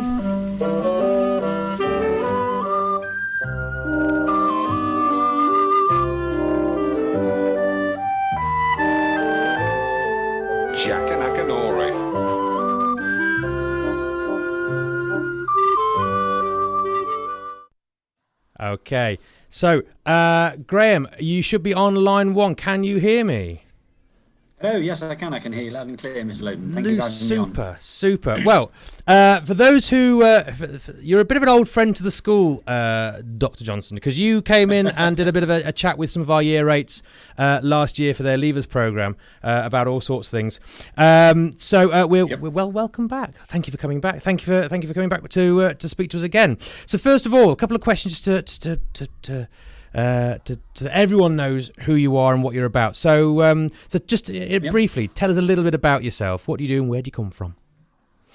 So, hello, thank you for having me. I'm an A&E doctor in Derby, and I work in both the adult and paediatric emergency departments. There, I split my time between those two things. And I'm also the lead for research in the adult emergency department. So I spend some of my time doing little bits of research I've been doing some COVID stuff recently, but in my spare time I like to try and find some fun in my work as well. Okay, so you've been a little bit busy this last year or so then, I imagine. There have been a few things going on, yes. Yeah. Okay. Right, so now why might we have heard your name in the press just recently? So, as your newsreader quite rightly noticed. We had an article published in the British Medical Journal last Friday, which was some work I did with a colleague in Nottingham called Patrick Davis, who works on the paediatric intensive care, and our 5 children, looking at George's Marvellous Medicine and seeing whether or not it is truly marvellous or if it would actually be really rather dangerous. So the book obviously is George's Marvellous Medicine, and where Grandma makes some sort of George, beg your pardon, makes some fairly obnoxious medicine for Grandma to take. So if this is imaginary, why do we need to sort of why do we need to worry about it then? Yeah, so George didn't like his grandma very much, did he? And I think he's left unattended to look after her while his mum goes out teaching, goes out shopping rather, and his dad is working on the farm. And he decides to make this medicine out of everything that he can find in the house. And although this is a work of fiction by Roald Dahl, and he uses some really quite interesting names for his for the things that George finds around the house. All the ingredients that George uses are things that you could find in your house or garage. A couple of things that you'd only find on a farm, but mostly they're things that you can just find around the house. And now I have 2 boys, and I'm sure a lot of the listeners out there will recognise that making mixtures at home with different things that you can find in the kitchen and whatnot is quite good fun. My 2 boys certainly like to make all sorts of interesting concoctions and leave them around the house. Yeah, my little girl's just discovered making slime, which is she's leaving it around the house. Yeah, exactly. And what we thought was over lockdown, where everyone's been spending far more time at home and trying to do their own learning at home as well, we thought that there might be a bit more experimentation going on than might be safe. So we just wanted to check exactly how dangerous it was, just in case anyone read the book and thought, oh, this looks like quite a lot of fun to make, and went around their house trying to make something similar. I have always wondered about that, because I've read George's Marvellous Medicine a few times in school and to my kids, and there is always a temptation that kids will try what they read if you're not careful. So you did this research and you've looked into it. In the news report you heard that the outcomes of consuming such a sort of medicine wouldn't be great. Can you give us a little more as to what might happen medically if you were to have something a bit like this? Yeah, so there are some really quite nasty things that have gone into the Marvellous Medicine. Most of the things that you'd find, say, in the bathroom were okay. We didn't. So there's a word limit with the when you're publishing these kind of things, and we didn't mention what George didn't use. He quite specifically in the book makes a point of saying he did not go into the medicine cabinet in his bathroom. Yeah. So that's really important. So he didn't have that was perhaps Roald Dahl trying to be a little bit responsible, maybe. Yeah, maybe a little bit. But there were a few things in there that were particularly bad. And what we tried to do was look at all the different ingredients and see how they'd combine together. So let's say, a lot of things cause a bit of sickness and a bit of vomiting. So if you were to say drink some shampoo, that would make you feel a bit sick. It might make you feel a bit sick. It might give you a bit of a dodgy tummy.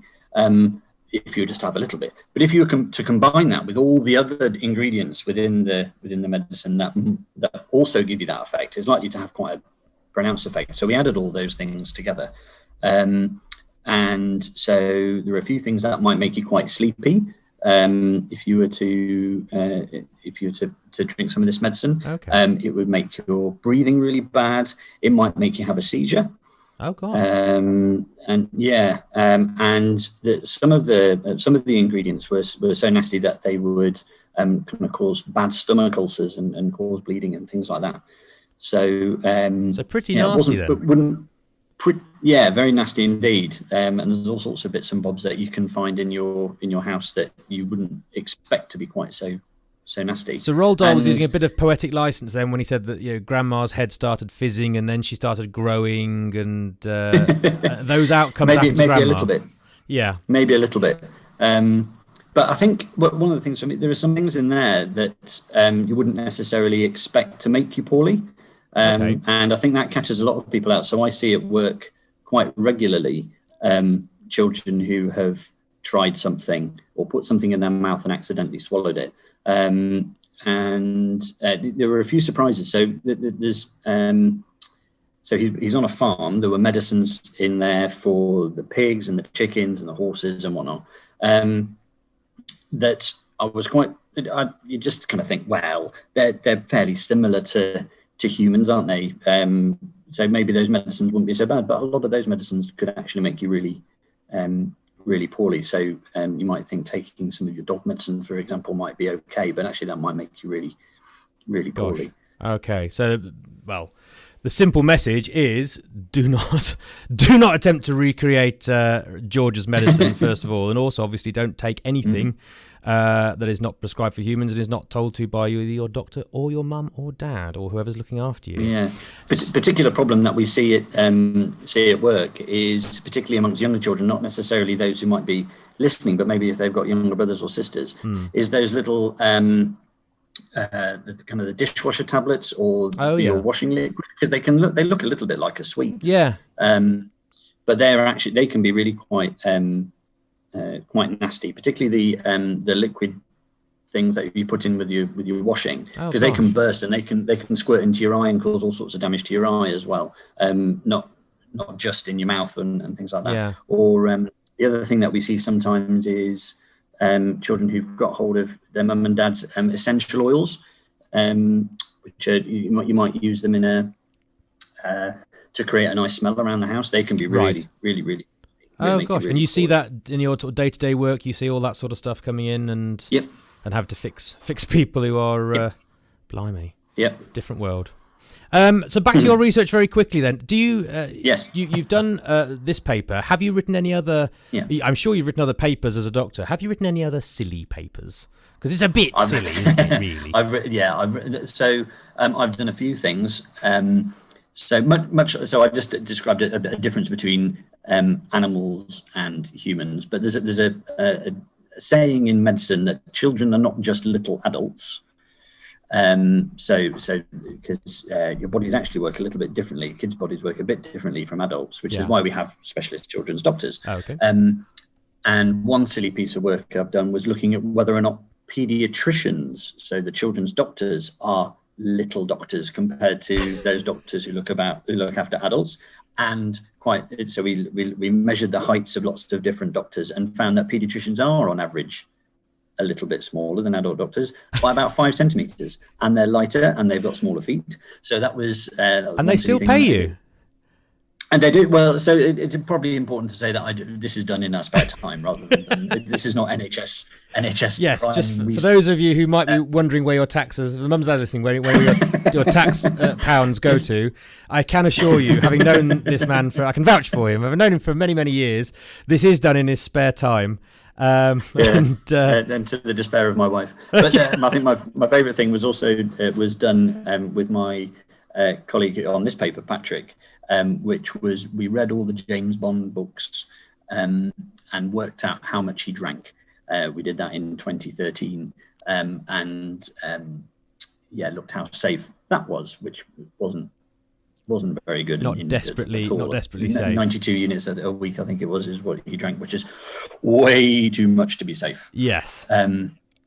So that's that's the kind of, as I said, I try and find fun in what I do, and having these silly little projects on the side is quite good fun. Yeah. But silly little projects with a serious message. Yes, I think, absolutely. Well. So this has just been released in this month's episode of the BMJ. Is that right? This week issue. So the Christmas BMJ, what they try and do every year, because doctors all over the world are trying to find some light relief in stuff all the time. So their Christmas edition, their Christmas week, tends to have projects in that are a bit more light-hearted. whether or not they've got a serious message behind them or not. So the Christmas edition is always a good fun to read. It's always a good laugh if you're reading that. Generally. And even non-medical experts like myself could enjoy reading them, especially if it's your best mate that's written it. One thing that we've tried to do this year, which has been a bit different, and partly because it's George's Marvellous Medicine, but also partly because we want to try and promote kids with research and science, is that there are 2 versions on the BMJ website specifically written for primary and secondary school children to read, because reading a grown-up written paper is sometimes a bit boring. But actually we've got our kids to help us make it more accessible for you, so you can read those papers. It's on the related content tab when you go to the paper on the bmj.com website. Okay, well we'll try and get that link, and we'll get that link and we'll tweet it out from our Twitter account as well. So anyone listening can go and look up the research, play the games, and you never know, learn something this Christmas. Yeah, wonderful. Well, Graham, thank you ever so much indeed for joining us today. We really appreciate your time. We know you're an incredibly busy chap, but thank you ever so much for joining us. Have a very lovely and safe Christmas. Don't work too hard, and we will we'll hopefully Winterfold will be back in touch, and we'll be asking you some more questions probably in the new year about something completely different. So, Graham, okay, that would be great. I'd be more than happy to. All right, all the best. See you soon. Cheerio.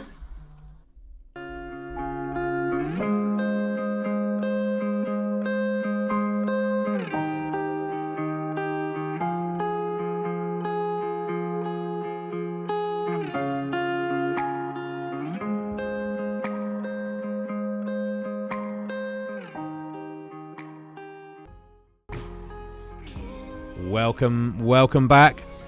Really delighted now, after that interview with the good doctor, to have year 3 with me. Some familiar faces in year 3. One very familiar face. Actually, I just realised she's here. So they are going to. They've got. It's so embarrassing, Dad. Stop it, Dad. Honestly. They are going to do a poem for us, so I'm going to hand you straight over to year 3, and year 3, take it away. Remember the reindeer.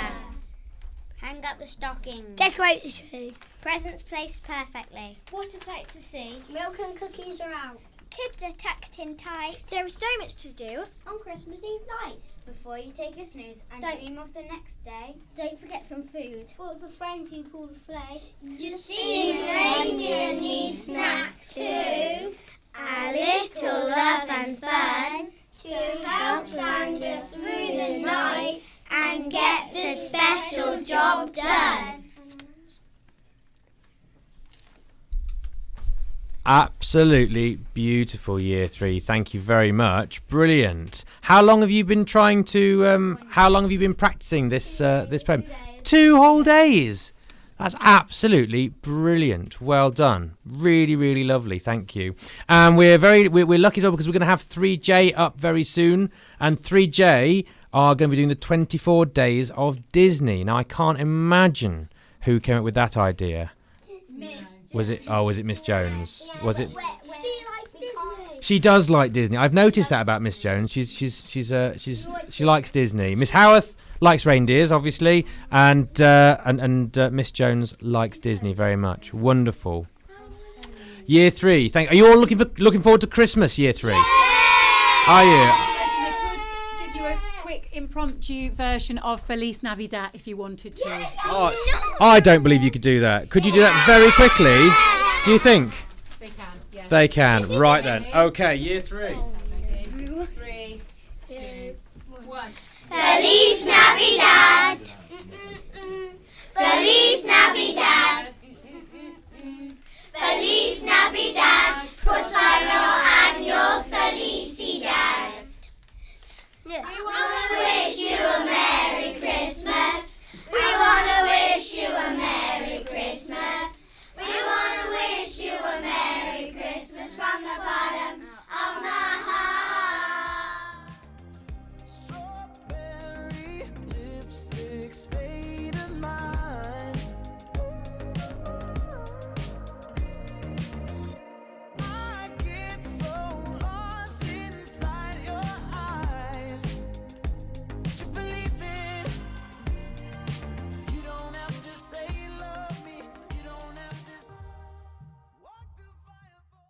Hakuna Matata.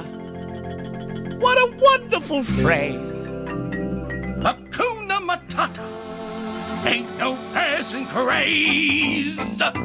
It means no worries for the rest of your days. It's our problem free. Hello and welcome to the 24 Days of Disney with 3J. Woohoo! Day 1 with a total of 18 lines. Aurora is the princess with the least amount of dialogue in her own film. Day 2, Frozen is the first animated Disney film to be directed by a woman. Day 3, Sully has more than 2.3 million individual hairs, which are all carefully animated. This explains why a single frame took an average of 12 hours to produce. Day 4.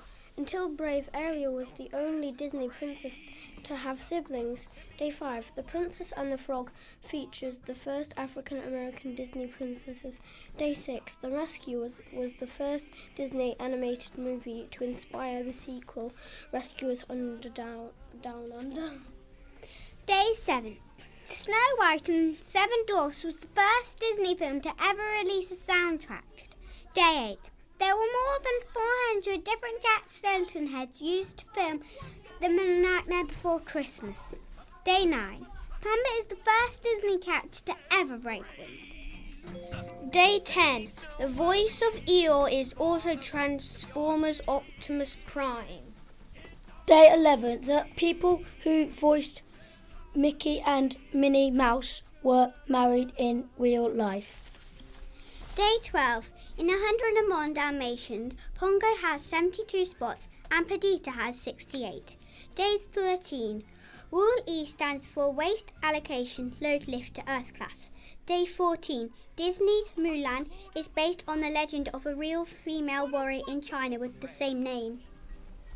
Day 15. Rapunzel's hair measures around 70 feet long. For a person to grow their hair the length, it would take around 178 years. Day 16. Merida is the only Disney princess to not sing in her movie. Day 17. Woody's last name is Pride. Day 18.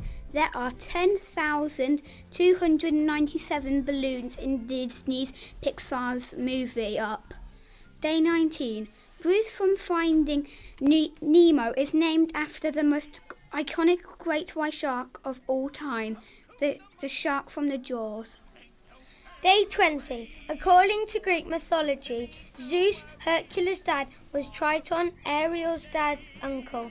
That would make Hercules and Ariel first cousins once removed. Day 21. Pocahontas is the only Disney princess with a tattoo. Day 22. Beast from Beauty and the Beast is a chimera with the head of a buffalo, eyebrows of a gorilla, body of a bear, jaws and mane of a lion, tusks of a boar, and legs and tail of a wolf. Day 23. Big Hero 6 has the biggest cast of any Disney animated film with 15 main characters. Day 24. November 18th is Mickey Mouse's birthday. Merry Christmas! Wow, absolutely brilliant. Thank you, Year 3. I hardly knew any of those facts, and I consider myself quite a Disney expert. Not quite as Disney expert as Miss Jones, but yeah, they're brilliant. Absolutely fantastic. I didn't know the one about Pocahontas. I knew about Mickey Mouse and Minnie Mouse being married in real life, but I have to say, the rest of them, no, you did me. That was brilliant. Absolutely fantastic. Thank you. Did you have fun learning all those facts? Yeah! You had a good time, did you? Good stuff. And are you all looking forward to Christmas? Yeah! Are you sure? Yeah! I'm not sure Poppy's sure. Are you sure, Poppy? Yeah. You're absolutely sure. Fantastic. Right here then. Well, I was going to put on something nice and Christmassy, but I think we'll just put on some Led Zeppelin, shall we? Yeah. How about yeah? Yeah!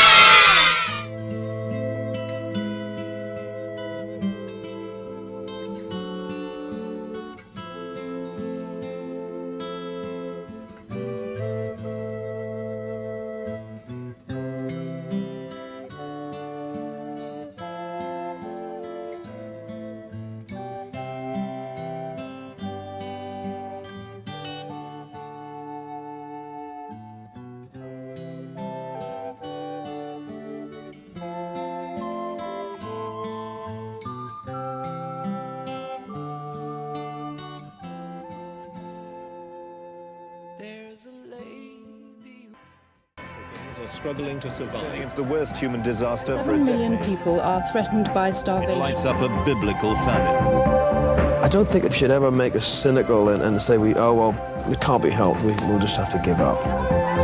You're not going to solve the world's problems. You're not going to save the world. But you have to try. This is the story of 24 hours that changed lifetimes and the making of a record that rocked the world. 1, 2, 3, 4.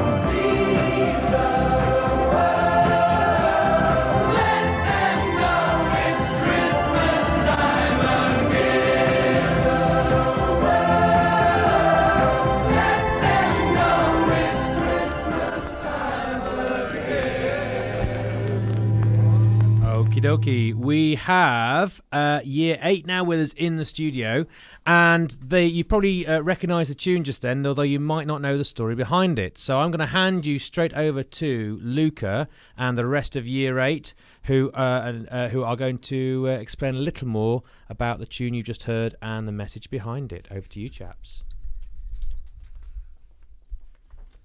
So in 1984, Britain was a divided country, with some people making huge amounts of money and some really struggling with a changing world.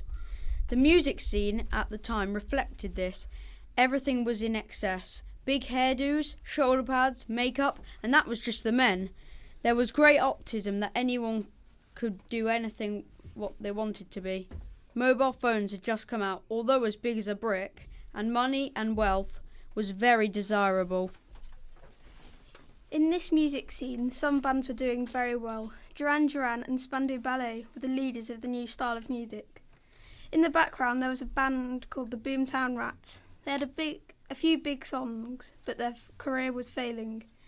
The singer was an Irishman called Bob Geldof. Bob felt a bit sorry for himself in October of 1984 and was sat at home watching the news. Something had happened that changed his life forever.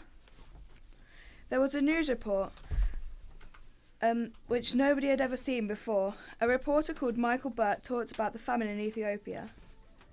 The picture and footage were horrifying. Children and families were starving to death. It shocked everyone who saw it. Bob saw this and wondered why he was feeling sorry for himself and his band not doing so well. He decided that he had to do something.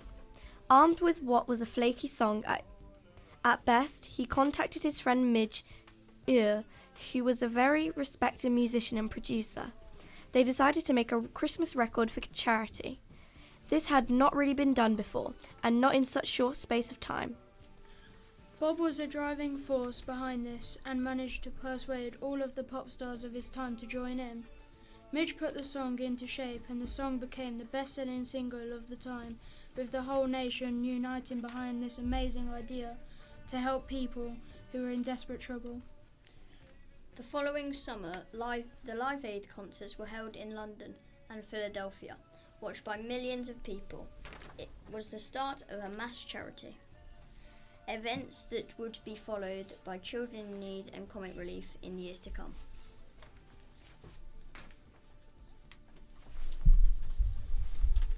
Magic. Thank you very much, Year 8. Now, I've got a few questions for a few people, if that's okay. So my first question about this goes to Kai. Kai, why was Bob Geldof so successful in making this happen?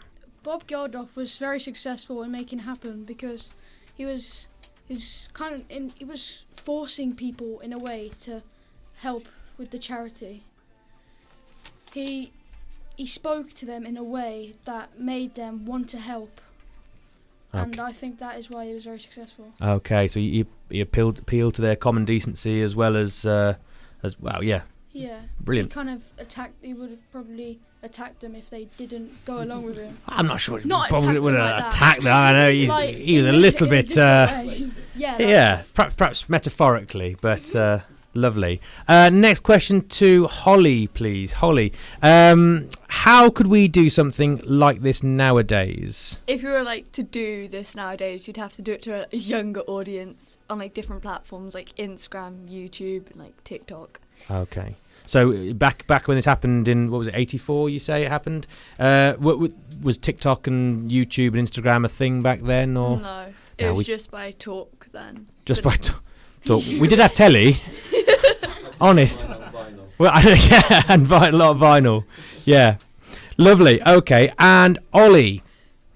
Next question goes to Ollie. Why might it not work these days if we tried it? Well, many people think that it probably could be faked, actually, because of the new technology. Also, some people could think that by helping black Africans, it would kind of be making us seem like we're better than black people, even though probably not meant in that way. So it might come across as sort of patronising, or if we're not careful. Yeah. Yeah. Okay. All right. And Casey, final question: what have we learned from Bob and Majeur's determination? I think we learned that we can do anything that we set our mind to, and that anyone can make a difference. Super. So anyone can make a difference, hopefully, especially around Christmas or at this time. So shall we hear the song then? Shall we hear something? Right. Okay. So this is Band-Aid from 1984 with "Do They Know It's Christmas?"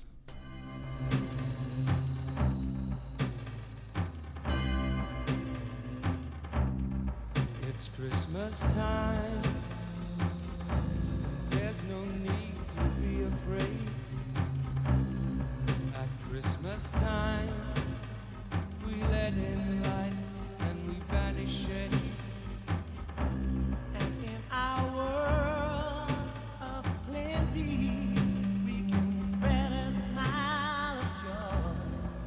Throw your arms around the world at Christmas time. But say a prayer. Pray for the other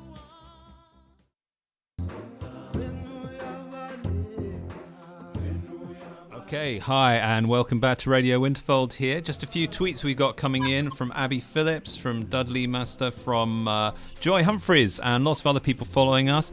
Ed James is giving us a shout later on Heart FM, which is absolutely fantastic. Keep tweeting hashtag Radio Winterfold at Radio Winterfold, or send us a message. We've got our request show coming up at 2. We'll be sending out a Zoom code then as well, and you can call in, the first ever call in Radio Winterfold. So the scene is set now with a bit of wonderful Zulu music there, with a link up with the fantastic country of South Africa and KwaZulu-Natal, and we will be talking to Armstrong Mtembu from Ncemeneni School, and we'll be asked talking to him in a minute. So very exciting. Okay, I want to say a very big hello to our friend in South Africa, Armstrong Mtembu, the headmaster of our sister school, Ncemeneni. And we've got a couple of boys from 7B who'd like to do a quick interview with him and ask him a few questions about how things have been at Ncemeneni and how the new ICT and library building is shaping up at the moment. So over to Will and Frederick. Okay, so how's the ICT suite going? And is it going good? How about the library as well? Is it all functioning, all working, all good? Thanks for having me in the show. I'm so excited to talk to Winterfold.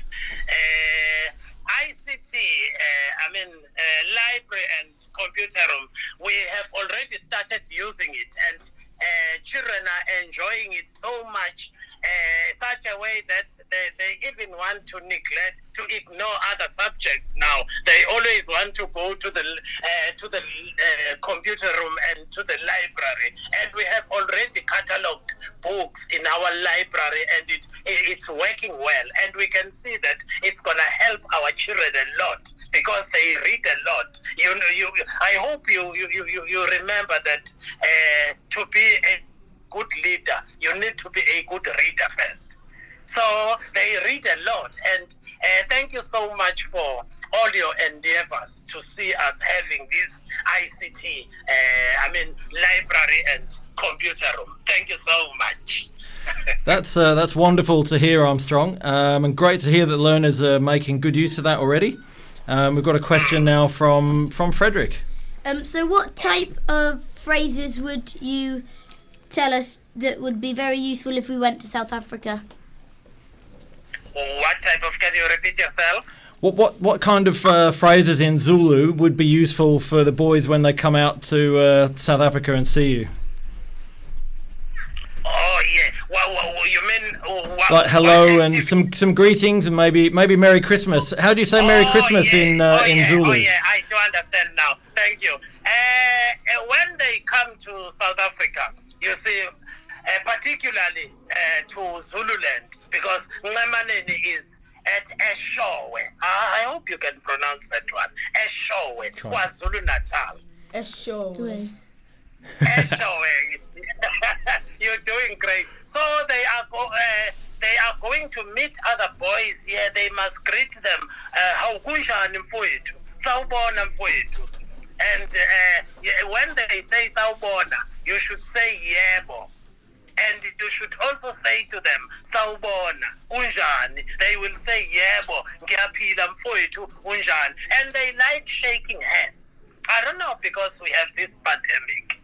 What are we going to do? Because they like shaking hands whenever they greet a person. Yeah. I imagine there must have been some pretty vigorous elbow bumping going on at Ncemeneni. Yeah. Yeah. Hello. And have you got any more questions? No. Yeah, I've got another one. So, like, what's like Christmas like over in South Africa? In South Africa, remember, our society is not.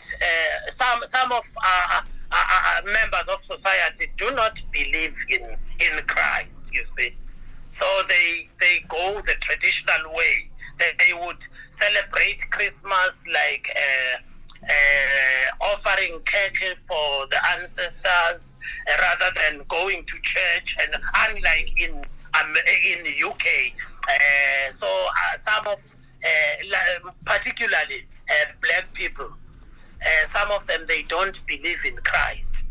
Only those who have repented will go to church, will share gifts and all that. But with other community members, they just offer cattle. They worship the ancestors, their own ancestors.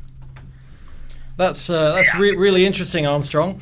Well, I think we're just about coming to the end of our radio slot here. So thank you very much for sharing the information about the ICT and library suite. And we're very optimistic that once the pandemic's under control and we're able to travel again, we're very much looking forward to coming out and seeing you and opening that building with you. So wonderful to talk to you. Mr. As it is now, James, we're busy organizing like boards, written Ncemeneni and Winterfold. You see, boards that we are going to put on the wall so that everybody can see that we have this partnership which has gone for such a long.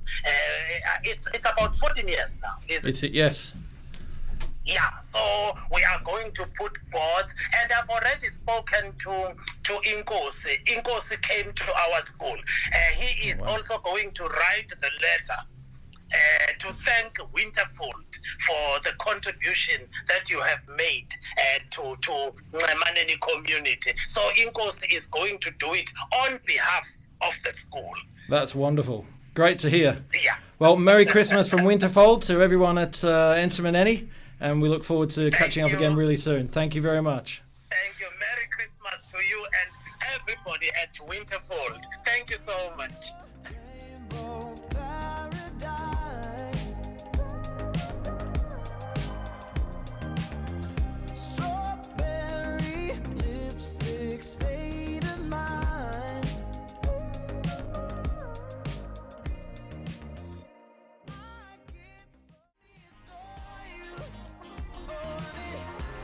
Okay, so we were really lucky there to speak to Armstrong and Tembo down in South Africa. So the show really is going global this afternoon, which is fantastic. We've got the news coming up, and then this afternoon we have the request hour. So if you've got any requests, that's coming up in just a few minutes' time, actually. So feel free to Zoom and Twitter us and get your requests in. And then we have a bit of a game with Year 6 coming up. We have the world famous, it will be world famous, Sprout in a Box coming up. And, of course, the classic and very seasonal I'm a Celery, Get Me Out of Here. After then, we have the Live Lounge coming up with the Girls' Harmony Choir, some Year 7 musicians, and then a few more offerings from Year 7 and Year 5 coming up as well. So it's still a fun-packed show to listen into.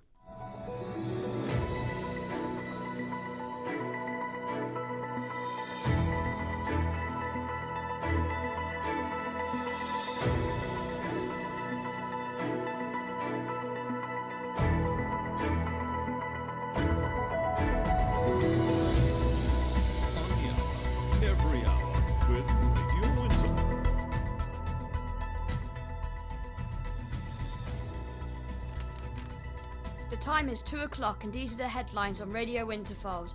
Our top stories this hour. With the vaccine for COVID-19 starting to roll out across the world, keepers at Whipsnade Zoo have named a newborn baby giraffe Margaret after Margaret Keenan, the first person in the UK to be given the new vaccine. Margaret the giraffe was born early on the 6th December at the same time as 90-year-old Margaret Keenan was receiving the UK's first vaccination. Margaret the giraffe is the second calf to be born to mum, Luna, and was born as part of an international conservation breeding programme for the species. She was up and walking around within an hour of her birth. A first edition of Harry Potter and the Philosopher's Stone has fetched an amazing £68,000 at auction. The book was among 500 hardback copies printed in 1997. 300 of them went to schools and libraries and 200 went to shops. This copy is one of those that was sold in shops for £10.99, which makes it rarer. That's why it's sold for such a high amount. Another first edition, which nearly sold for 50p in a car boot sale, got £50,000 in an auction online on Friday. So, go and check your copies at home and see if you, too, are sitting on a small fortune this Christmas. Finally, have you ever wondered how the royal family spend their Christmas? Radio Winterfold lets you in on all the royal secrets. Since 1988, members of the royal family have celebrated at Sandringham House, one of the Queen's private homes, on a big estate in Norfolk. In keeping with the German heritage, the royal family start their festive celebrations on Christmas Eve, and this also means that on Christmas Day they can focus mainly on church and royal duties, especially the Queen's Christmas speech. They all meet on Christmas Eve in the White Drawing Room at Sandringham to exchange presents and finish decorating a 20-foot tall tree. You arrive when told to arrive. There are quite a lot of different dresses required, change for church, change for dinner. Before gifts are given on Christmas Eve, they are placed on white linen-covered trestle table, with cards marking exactly where each person should go. There, they enjoy a tea of scones, sandwiches and cakes before returning to dress for a formal dinner. On Christmas morning, each royal wakes to a stocking of small gifts and fruit at the end of their beds. When they get up, the family head to a service at St Mary Magdalene's Church in the village of Sandringham. After the service, they usually spend some time meeting well-wishers gathered outside the chapel, before returning to the estate for a traditional turkey lunch. Then, the family settle down to watch television, including, of course, the Queen's speech. What do you buy for the person who has everything? The Queen has the crown jewels, loads of royal palaces, and gifts from all sorts of world leaders. So where do you begin? According to experts, Her Majesty is said to prefer practical gifts over anything too fancy. One Christmas, Kate, the Duchess of Cambridge, expressed her anxiety about what to buy her grandmother-in-law. Kate is said to have made the Queen some homemade chutney, which apparently appeared on the table for Christmas lunch, so we here at Radio Winterfold are imagining it met with the royal seal of approval.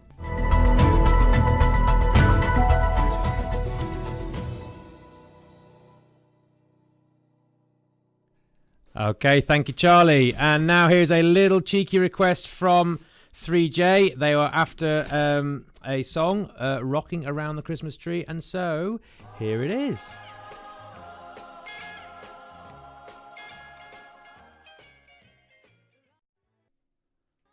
The fantastic Frozen, and I'm just going to try and get in touch now with Louis. So Louis, can you unmute yourself? Can we hear you?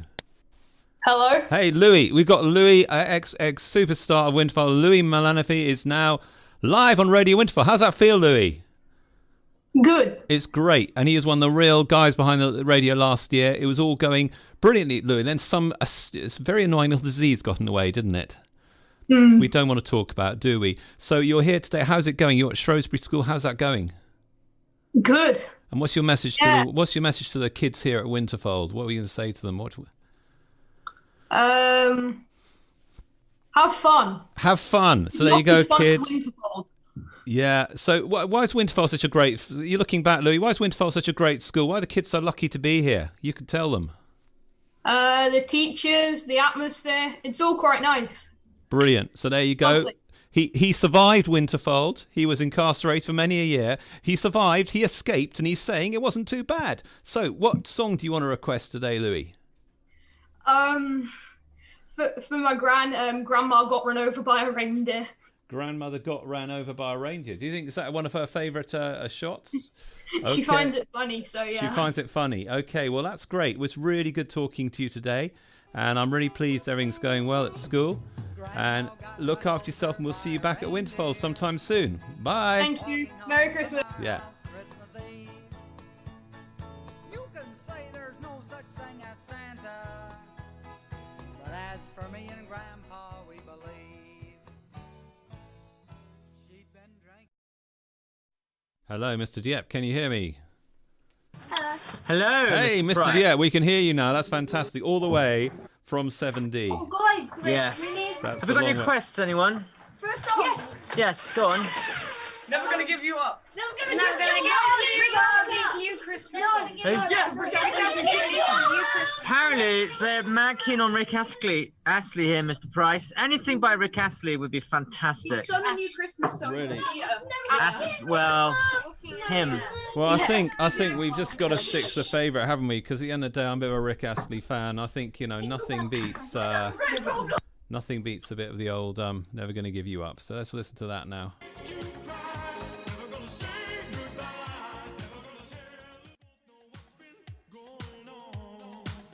Okay, so that was a bit of a Rick Astley there for you guys. I hope you enjoyed that. Right, okay. I think we're going to play out now with a Christmas favourite of, I think, a bit of the winning hit by the staff, which they obviously all love. A bit of Last Christmas, just to play it out.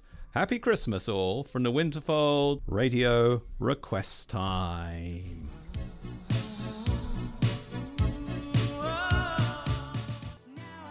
Okay, so that was Wham with Last Christmas, absolute favourite of the school. Now, I am joined in the studio by two young ladies from Year 6, from the best form in Year 6, I would say. I've got Eva and I've got Abster, and they are going to play, which is absolute classic radio. They're going to play a new game that we have devised called Sprout in a Box. Welcome to Sprout in a Box. Now, the idea behind Sprout in a Box, in just a moment, the girls have two boxes in front of them. In fact, I might even ask Mr. Price to take a quick photo and perhaps tweet it so you can see what's going on. In front of both girls are two boxes, two identical boxes, two magical boxes. And inside just one of the boxes is a sprout. Hence the name, Sprout in a Box. This is a game of cunning. A game of will. And a game I made up yesterday. So, the idea is, in just a moment's time, Abby is going to look inside her box and see if she has a sprout or not. Now, she's not going to give the game away. She's going to keep an absolute straight face. And Eva is going to try and read her face, read her mannerisms to see if Abby has the sprout or not.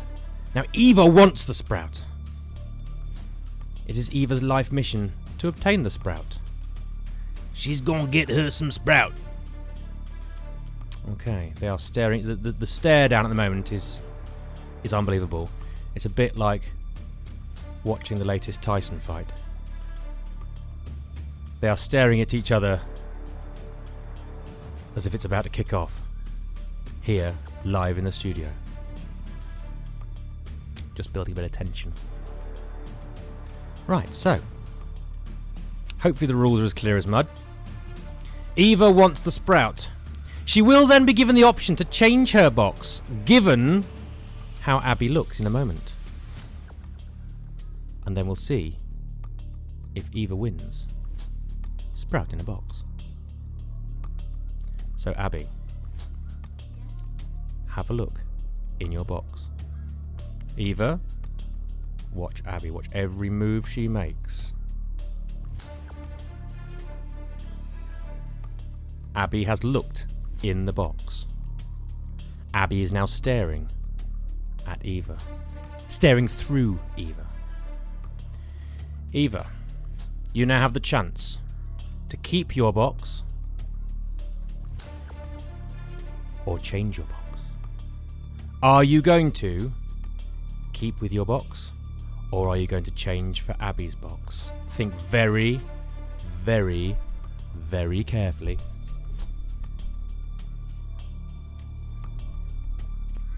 Eva, what are you going to do? I'm going to keep with the box. Ladies and gentlemen, she's going to keep the box. She's going to keep the box. Okay. So, Eva, in just 5 short seconds' time, I want you to have a look in your box and see if you have won this year's Sprout in a Box. 5, 4, 3, 2, 1. Yes. Eva has won Sprout in a Box. Excellent, excellent, Eva. Well done. Good stuff. There are handshakes all round. Absolutely fantastic radio. Brilliant. Well done. Well done, both of you. Awesome stuff. Now, I'm going to invite the rest of quite a few more Year 6s into the room because we've got a brand new feature. A brand new feature called I'm a Celery. Get me out of here. Now, I know we haven't got Ant and Deck, but we have got, as I say, the rest of Year 4 who are up for playing I'm a Celery. Get me out of here.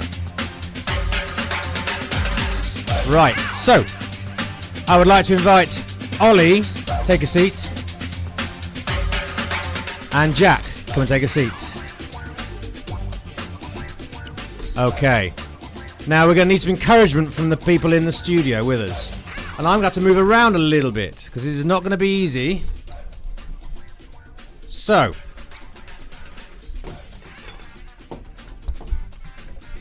in front of you, gentlemen, in front of you are 2 plates. Okay? Can you take off the plate? I need, in fact, Abby and Eva, if you take off the top plate of each one. And wait, before you do, gentlemen, do you agree you are going to try and eat whatever is underneath that plate? Are you agreed you're going to have a go at eating whatever's under that plate? I need a yes or a no, Jack. Yes, he's going to do it. Ollie, are you going to have a go at eating whatever's under that plate? Yes. Yes, he is. Reveal the first thing to eat.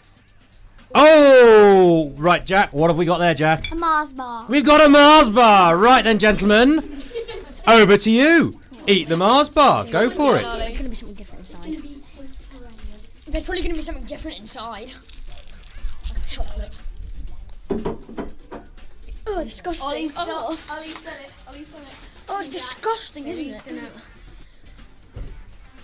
That's amazing, isn't it? What's next?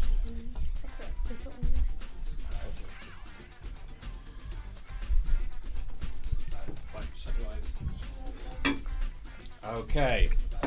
Right, sorry, I'm covered in wires here in the studio. It's quite tough. Right, okay, fine, right. Next, to have a go at eating.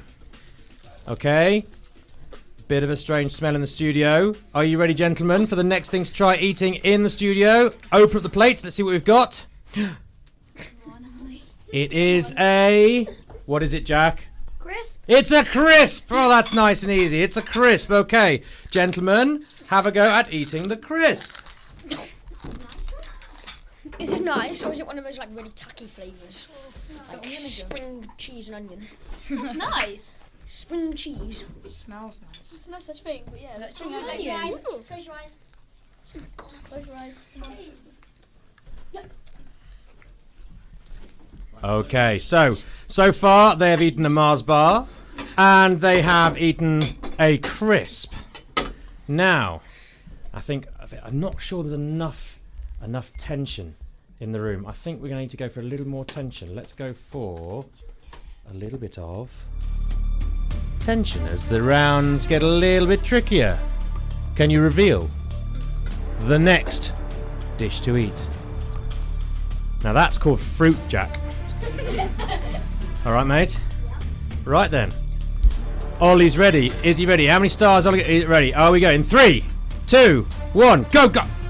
They've done it. They've seen that away. Ollie seen that away straight away. Jack is wincing a bit, given that it's probably good for him. Still smiling, still laughing. Still alive. Remember, if ever you want to dip out of this, you can always say, I'm a celery, get me out of here. But so far, He's alive. Well, that's good. so far, going strong. What happens if they die? That's quite a downside, isn't it? Don't give me anything poisoned. Like a poison dart, bro. Eat it. Okay. Oh! Oh my gosh. Yeah, give me anything bad. Oh, it's terrible. It's absolutely terrible. It's very long as well. Yeah, it's very long. Jack, you can open I don't know if you heard the gasps in the studio then, when the next meal was revealed. Okay. So, gentlemen, are you ready? Now you can just have a bite of this one. Just a bite. You don't have the whole thing. He's just got it. 3, 2, 1. Oh, he's straight in. What is it, gentlemen? What are we eating? Sweet corn. Sweet corn. Is it cooked or is it raw? Raw. It's raw sweet corn. Unlucky. But Ollie has seen it away. I'm a celery. Give me that. Jack has seen it away. I'm very impressed, Jack, because having had a quick word with your mum this morning, she was not at all sure you'd manage this. But very impressive so far, young Jack. Do What? not give a sprout. What makes you think I've got a sprout for you? Maybe the green packet. Don't give us any celery. Maybe there might be a green packet of sprouts on your desk in the classroom.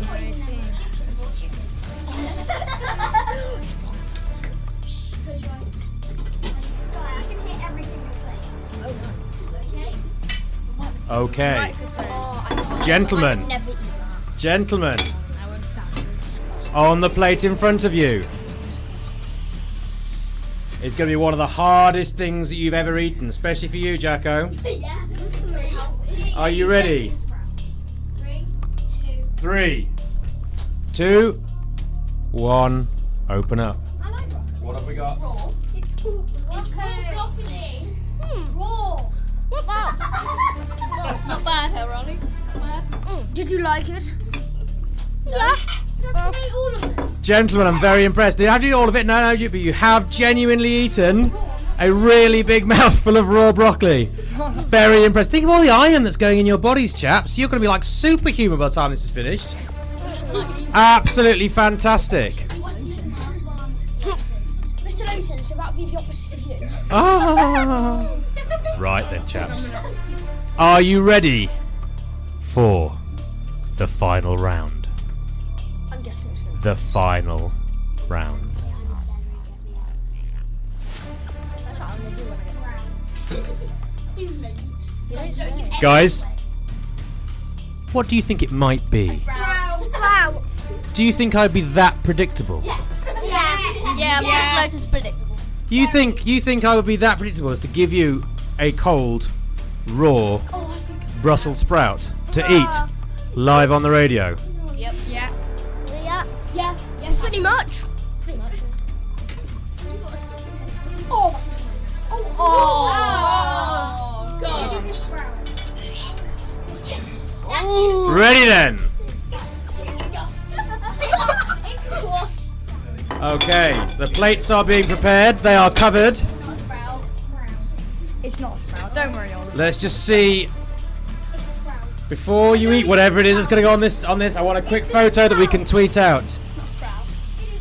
Do you It's a think, sprout. Jack, you've known me for what, 3-4 years? It's a sprout. It's a sprout. Do you think I'll be that mean as to give you a raw sprout to eat live on radio? Yeah, pretty much.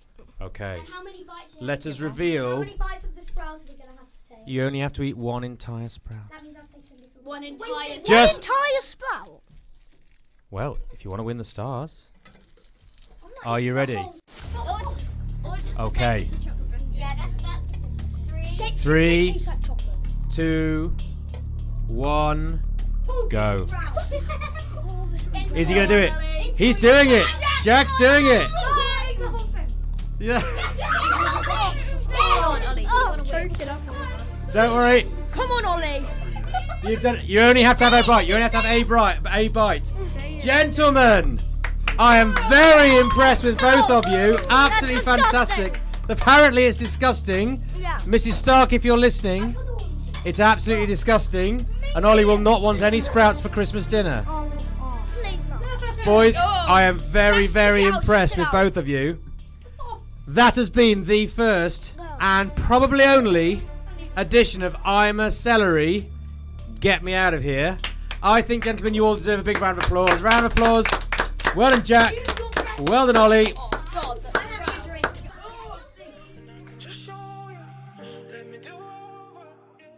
Welcome back to Radio Winterfold, and keep tweeting on hashtag Radio Winterfold. We've had some tweets from people in America who are listening to us. That's pretty cool. We're going global today.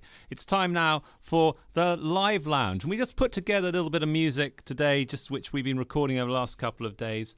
And we're going to start off in our live lounge, the first ever live performance of music on radio and keeping music live, with a small group of the Girls Harmony Choir are here to sing for us. And they are going to sing a song called The Holly and the Ivy. Take it away, girls.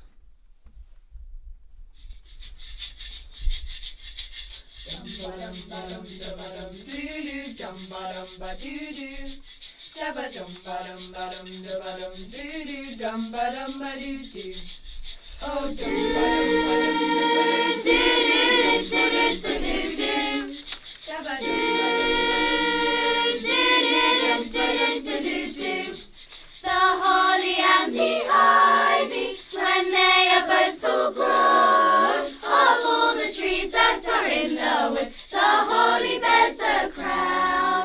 Oh, the rising of the sun, and the riding of the deer, the playing of the merry organ, sweet singing in the choir. Oh, fa la la la la la la, fa la la la la la la, fa la la la la la la la la, fa la la la la. Do do do do do do do do do do do do. The holly bears are bearing as red as any blood, and Mary had a little baby for to do for sinners good. Oh, the rising of the sun and the running of the deer, the playing of the merry organ, sweet singing in the choir. Oh, fa la la la la la la, fa la la la la la la, fa la la la la la la la la, fa la la la la. Oh, fa la la la la la la, fa la la la la la la, fa la la la la la la la la, fa la la la la. The holly and the ivy.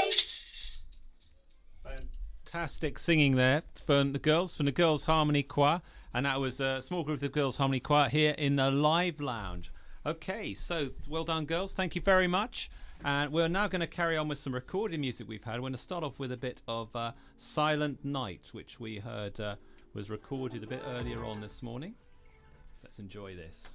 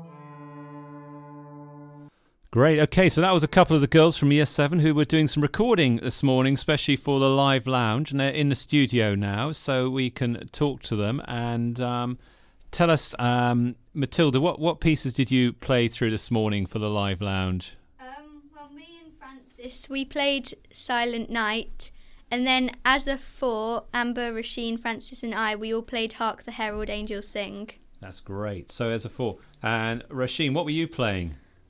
I was playing the djembe, which is a type of drum, and I was just doing a drum beat. That's very, very good. So let's a quick little listen to Hark the Herald now, because that's absolutely great. So that was the Year 7 girls. And let's listen now to a little bit of Hark the Herald, which they recorded earlier on this morning, especially for the live lounge.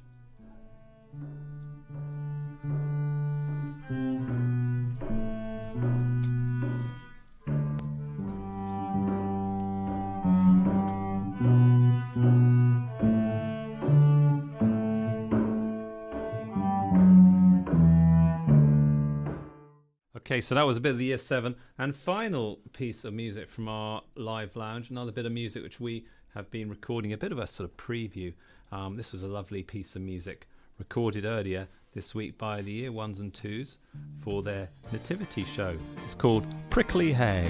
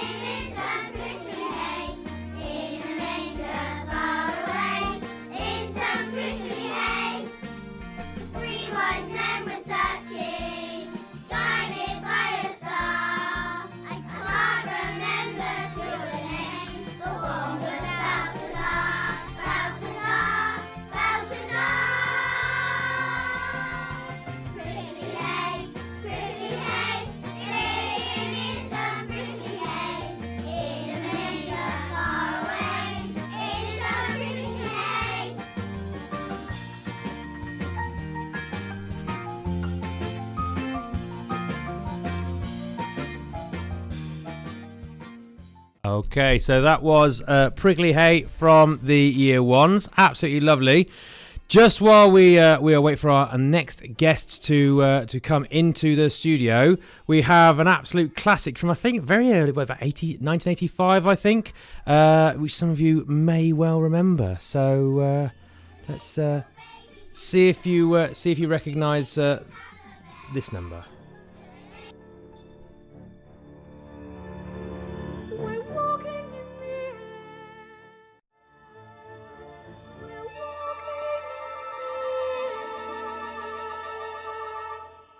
Okay, so that was a classic Aled Jones Walking in the Air from one of his albums, I think Blessings it turns up on actually in 2020. But another absolute classic which I really like was the old Bing Crosby and David Bowie Peace on Earth Little Drummer Boy. But do you know what, a bit sacrilegious, I found a better version.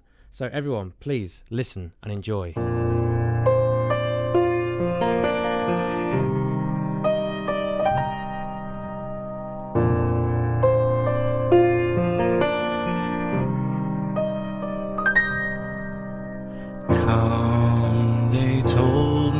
Pum-pum-pum, a newborn king to see, pa-rum-pa-bum-bum. Our finest gifts we bring, pa-rum-pa-bum-bum, to lay before the king, pa-rum-pa-bum-bum, rum-pa-bum-bum, rum-pa-bum-bum.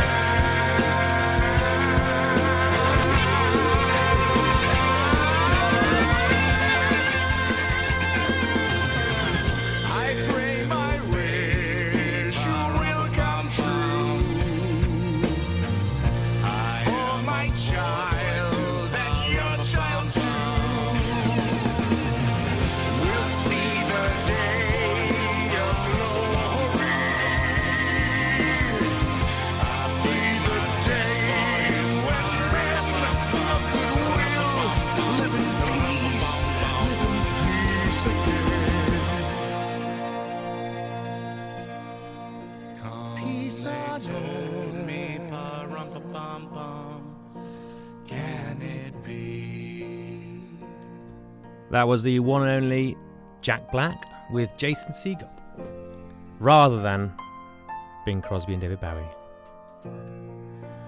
Right, we are now joined by Year 7. So we have Year 7 in the studio with us, and they are going to, well, I'm going to be quiet and let Fraser start us off. So Fraser, step up to the mic, mate, and away you guys go. In our group, Year 7 group, we're doing jokes with Joe, riddles, true or false, and a quiz. What's black, white, and red all over? A hatched up penguin. What do you call a camel with 3 humps? I don't know, I've never seen one. Why did the hedgehog cross the road? To see his flatmate.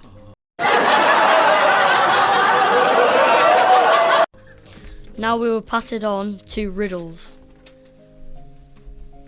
There were 3 men in a boat. The boat capsized, but only 2 got their hair wet. Why was this?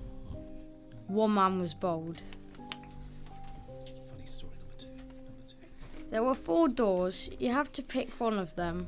First door, lava. Second door, a lion that hasn't eaten in 2 years. Third door, the middle of the Pacific Ocean. Fourth door, a swamp of deadly acid. The second door, because the lion would be dead. Alan's funny stories. One night, the king and his 2 children went to see Santa.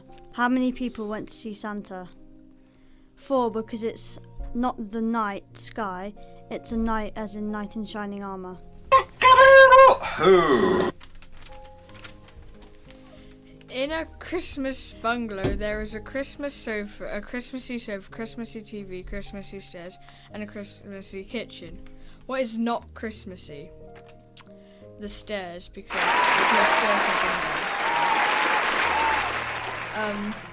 Santa's sleigh crashes in the middle of the ocean with 20 elves on board, but 24 heads popped up. Why is this? Because you've got a 4 head on the top of your head. Aha! 20. You get it? So it's pretty good. This is comic gold, lads. Which...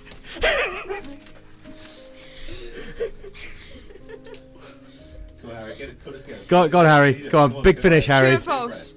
Did Henry VIII weigh 24 stone? True. I don't know. True? True. Jurassic Park. Is Liverpool the only team that have stayed in the Premier League since it has been here? It's false.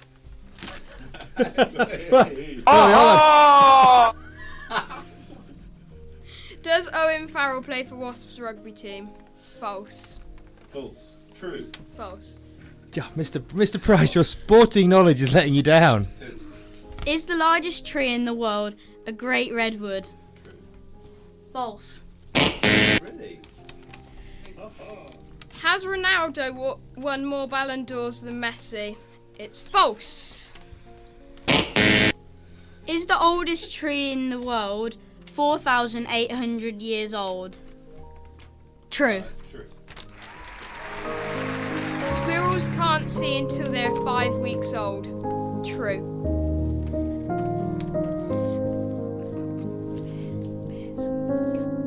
Bears can go without food for 100 days.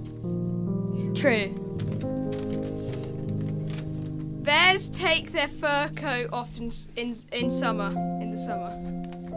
Actually take their... False. Hang on. False. Actually take their coat off. Oh, false. Oh, thank goodness for that. God, that's the last thing I want to see. Elephant tusks never stop growing. Oh, I think that's true. Yes, that's true. Oh, yes. Point for me. And it's the quiz. Quiz, okay. hello and welcome to 7B's Christmas quiz. We'll be quizzing Mr. Loughton. Oh, okay. I love a quiz. Question 1 is, who sung Driving Home for Christmas in 1986? Driving over Chris Rea. Correct. Yay! How many reindeers does Santa have? Is it 9? Is it 9? Yeah, the answer is 9, and the names are Dasher, Dancer, Prancer, Vixer, Comet, Cupid, Donner, Blitzen, and Rudolph. Yeah, good question. Can I just say to all the listeners listening, I didn't expect this. I am a little bit on the hoof here. I like it though. Keep going. Go, Tom. Go. Give me another question. I love a quiz. What day of the week is Christmas Day this year? Oh, I don't know. I've got no idea. I've got no idea. Take a punt. Friday. Yeah. Is it? Yeah. What are the chances? 1 in 7. The answer is Friday, obviously. Good. Obviously. Thank you, Tom. Good man. Which British politician in history banned Christmas? Oh, one of the good ones. He banned Christmas. Yep.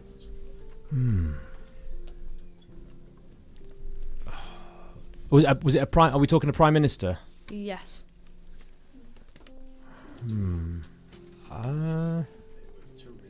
Theresa May? No. It's Walpole. Robert Walpole? No, it was Oliver Cromwell. Oh, okay. Right. Bit of a trick question there, but all right. Who wrote Jingle Bells? Oh.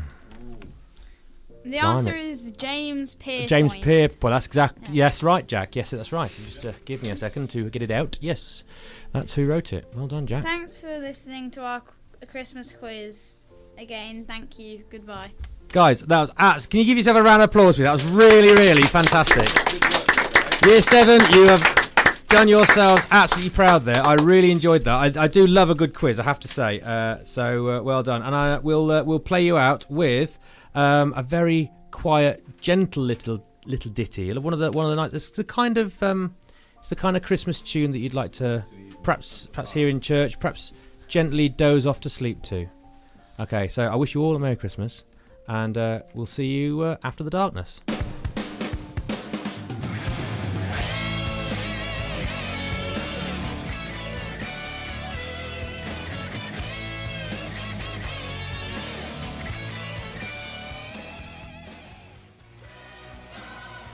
Okay, so it was a bit of relaxing music, which you could just relax in front and curl up in front of the log fire at the end of a long Christmas day with the darkness there. We've got a couple more shout-outs on the Twitter feed. We've been joined by Lisa Samuel, who is saying, fantastic to hear the sound of Armstrong there from South Africa. Karen Newton has rigged up her telly just to hear the sound of my voice. Thank you very much. I'm very, very privileged. And Rebecca Northall as well is joining us and listening at home while they're busy at home getting ready for Christmas probably. Well, let's get you in another Christmassy mood and a bit of a Bublé for you now, and Frosty the Snowman.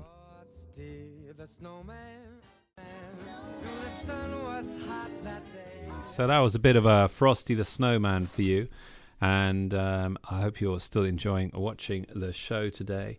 And this is again Radio Winterfold coming live.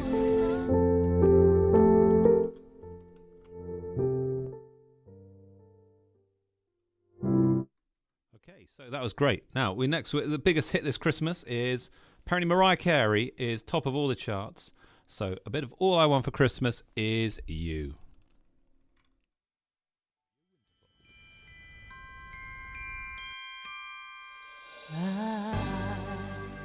Don't want a lot for Christmas.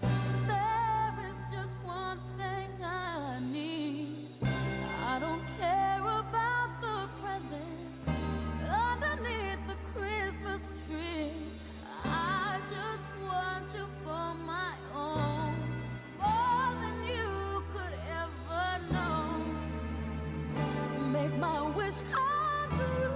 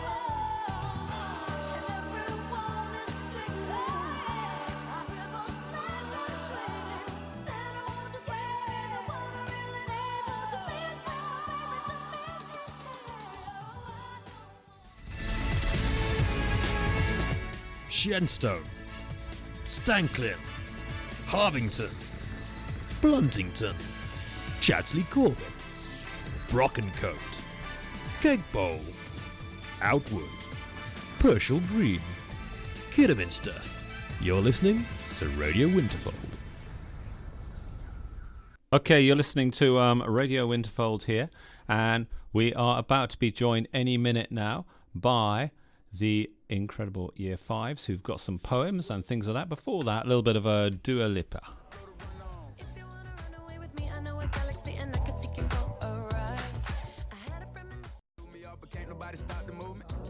Hey, that was a bit of the wonderful Dua Lipa there. The fantastic bass lines. And we have now in the house the incredible 5S. Give us a cheer. Yeah. Let's try again. Give us a cheer. Yeah. That's fantastic. Good. Okay, and what are you going to offer us today? Imogen, what are you going to do for us today? Christmas poems. That's brilliant. I'm just testing the mics working there. Well done. They can do some Christmas poems. So, let's take it away. Snowball by Shel Silverstein. I made myself a snowball, as perfect as could be. I thought I'd keep it as a pet and let it sleep with me. I made it some pyjamas and a pillow for its head. Then last night it ran away, but first it wet the bed. A Christmas Angel by Denise Burke. Oh, I wish I was an angel on the tree. Oh, I wish I was an angel on the tree. I'd give every girl and boy lots of Christmas peace and joy. Oh, I wish I was an angel on the tree. What Reminds You of Christmas by Ernestine Northover. A holly wreath hung on the door, or presents strewn across the floor. Tall Christmas tree with baubles bright, which fills our hearts with such delight. Carols sung out in the snow, a snowman built with eyes aglow. Crackers pulled, a song to sing, candles lit and bells that ring. Roasted turkey which tastes divine, rich fruit cake with an ice design. No, the most important reminder of all is the birth of a babe in an ox's stall. Christmas by M.E. Myro. Christmas is more than a day in December. It's all those things we would love to remember. It's carolers singing familiar refrains, brightly coloured stockings and shiny toy trains. Streams of tinsel and glass-stained balls, laughter that rings through the house and its halls. Christmas is more than a day in December. It's the magic and the love that we always remember. Mummy's Making Christmas by Vicky A. Lung. Cookies baking in the kitchen, the smell floats through the air. Mummy's making Christmas with her usual merry flair. The house she gaily decorated, gifts she stripped with love, and we'll gather around the Christmas tree for an evening of old-fashioned fun. This evening she'll sing a carol for us with her angel voice. Yes, Mummy's Making Christmas, a true reason to rejoice. Christmas Stars by Mary Irish. The golden Christmas stars shine down with a cheerful Christmas glow and twinkle a Yuletide message to the busy world below. They tell of the peace and goodwill the Christmas time bring to earth. The peace and good will all should feel at this season of joy and mirth. Brilliant. Okay, well that was absolutely fantastic, guys. So well done there to 5S with their wonderful Christmas carols. Now we're going to finish now a little bit more. We're going to have a bit more music here. Some requests have just come in now from Winterfold for Mary's boy child. Keep those requests coming at Radio Winterfold. We'll keep on air while we've got the requests coming in. So keep them coming our way and we'll play those tunes for you. At Radio Winterfold, # Radio Winterfold. Enjoy.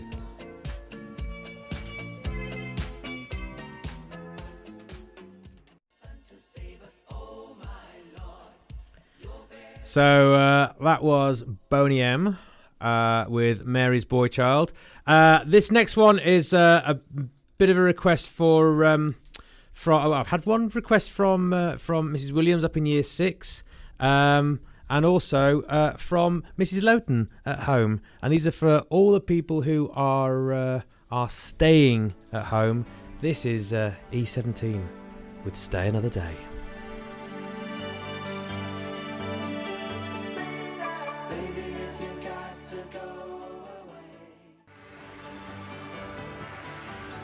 Okay, so that was the fabulous, amazing E17 with Staying. That's dedicated to everyone who is staying at home at the moment. Well, we are currently joined by the amazing 7D. They're all up in the studio with us, so I'm going to hand the mics over to 7D and let them crack on with their feature. So, guys, over to you. Hello everybody, welcome to another Winterfold broadcast. Today we're going to be interviewing the one, the only Pingu with help of a translator. Hello.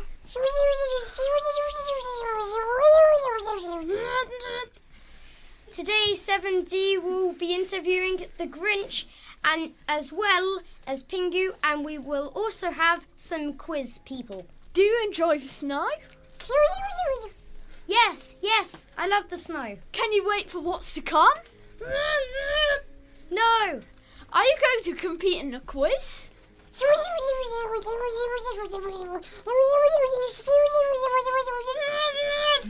Yeah.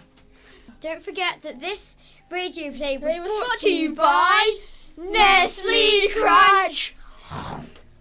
Nice. Enjoy. Be quiet. Do I really have to do this? Yes, now shut up. Hello. Welcome back. Today we're interviewing The Grinch. Hello.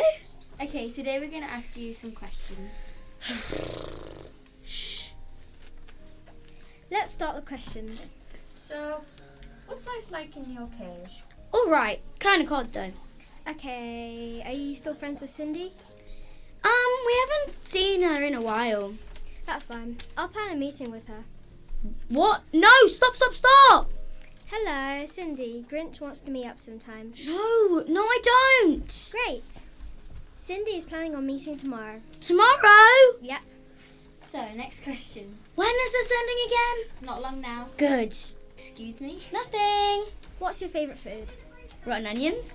No wonder why your breath stinks. What? Mwah, ha, ha, ha. Are you okay? What? Let's go get this party started.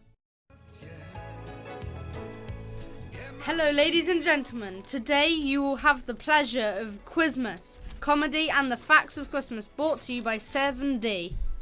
First up, Lucas and Lucas with their mind-boggling facts of Christmas. Did you know robins on cards started as joke 150 years ago, when postmen wore red tunics and were named after them? Did you know, according to tradition, you should eat one mince pie on each of the 12 days of Christmas to bring you good luck? Did you know 13% of families in the UK attend church on Christmas Day? Did you know Ebenezer Scrooge's famous line, "Bar humbug almost never existed"? Charles Dickens chose Bar Christmas. Glad he changed it. Did you know Christmas trees usually grow for about 15 years before they're sold? Next up, the one and only Quizmas with the head of the Quizbigs, Max Illingworth. Hello everybody. Today we will be needing Pingu and the Grinch to be answering some questions. What was the name of the band that sang Last Christmas? The Grinch. Wham! Yes. Score is tied. Last question. What were they doing in the song? Pingu. They were skiing. Correct. Pingu has won the Christmas quiz. Good job, Pingu. Good job, Grinch, as well. Thank you very much, Year 7. Super stuff. Well done, Year 7. Thank you very much for all your hard work. All your own work, all written by Year 7. Fantastic. Great stuff. Righty-ho then. Well, we have another couple of tracks, and then we'll see where the afternoon leads us. So, this is a little request from, I believe, Mrs. Northall, who's wrapping presents at the moment. Well, this one's for you.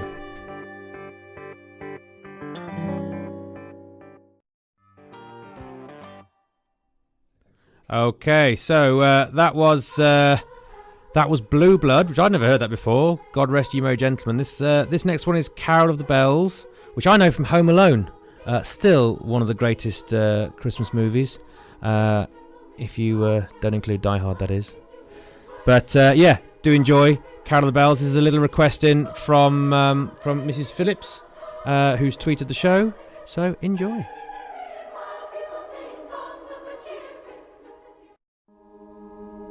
Okay, so yeah, that was Carol of the Bells. To say, classic from Home Alone. So I'm joined by Mr. Price and my good self. We're just sitting and having a little bit of a... We're getting the open fire going. We've lit it here in the radio room. We have. Feet up, a few mince pies, and just thinking of Christmas, really. So what are you doing for Christmas, Loughton? What are you looking forward to? It's going to be quite quiet, actually. We go up to Nottingham or have it with my wife's mother down near Cheltenham. But this year, no, we're going to be at home, nice and quiet. And just we'll probably use Zoom, have a bit of a family get together on Zoom probably, but no, very quiet. I'm looking forward to the food. I'm looking forward to a bit of time with the family. But it's gonna be a quiet one, as you said. It's gonna be a quiet one for everyone. And hopefully, I say the show today. I think we brought a bit of Christmas cheer, a bit of Christmas fun. It's been great. Hey, it's been good fun. Yeah, it's been a laugh. We're nearly at the end of 5 hours of 5 hours we've been doing. That's solid. It's solid for a first live go.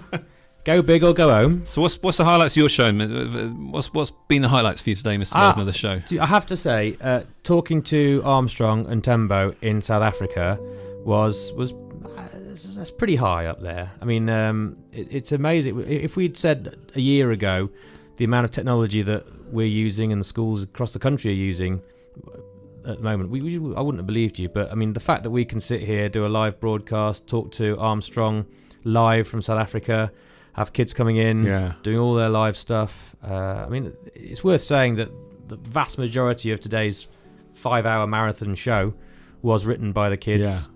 Some of it was pre-recorded, but I say it was all written by the kids, starring the kids. Mr. Price and I have just sort of pulled it together a bit. Yeah, we just tried to pull it together, and this was about just actually back in February. Myself and Mr. Loughton went on a road trip into deepest, darkest Herefordshire to go to a school, which I would be shouting out to. My brain's a little bit tired about it, I can't remember. A wonderful school in Herefordshire, which had a radio station there, run by their deputy head, a man called Mr. Wareham, an absolutely inspirational teacher who'd got their kids, and we saw a wonderful little live show they were doing at lunchtime. It was being broadcast around the school. And we drove back about a launch Radio Winterfold Live and sort of events slightly overtook us at that stage. But it's now 9 months later.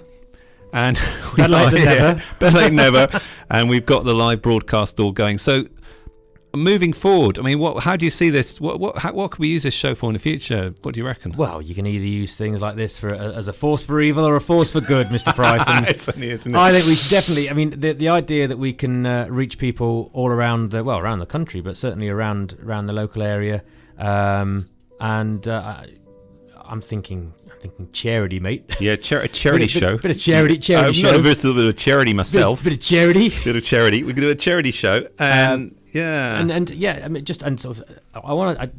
It's sitting behind the desk. We've got in front of us 5 computers. Certainly 5 screens. 3 computers, 5 screens. Anyway, it's quite tricky to get and to get all this stuff pulled together, but getting the kids to actually be able to do all this so that Mr. Price and I can go and have a cup of coffee somewhere and let the kids get on with it would be fantastic.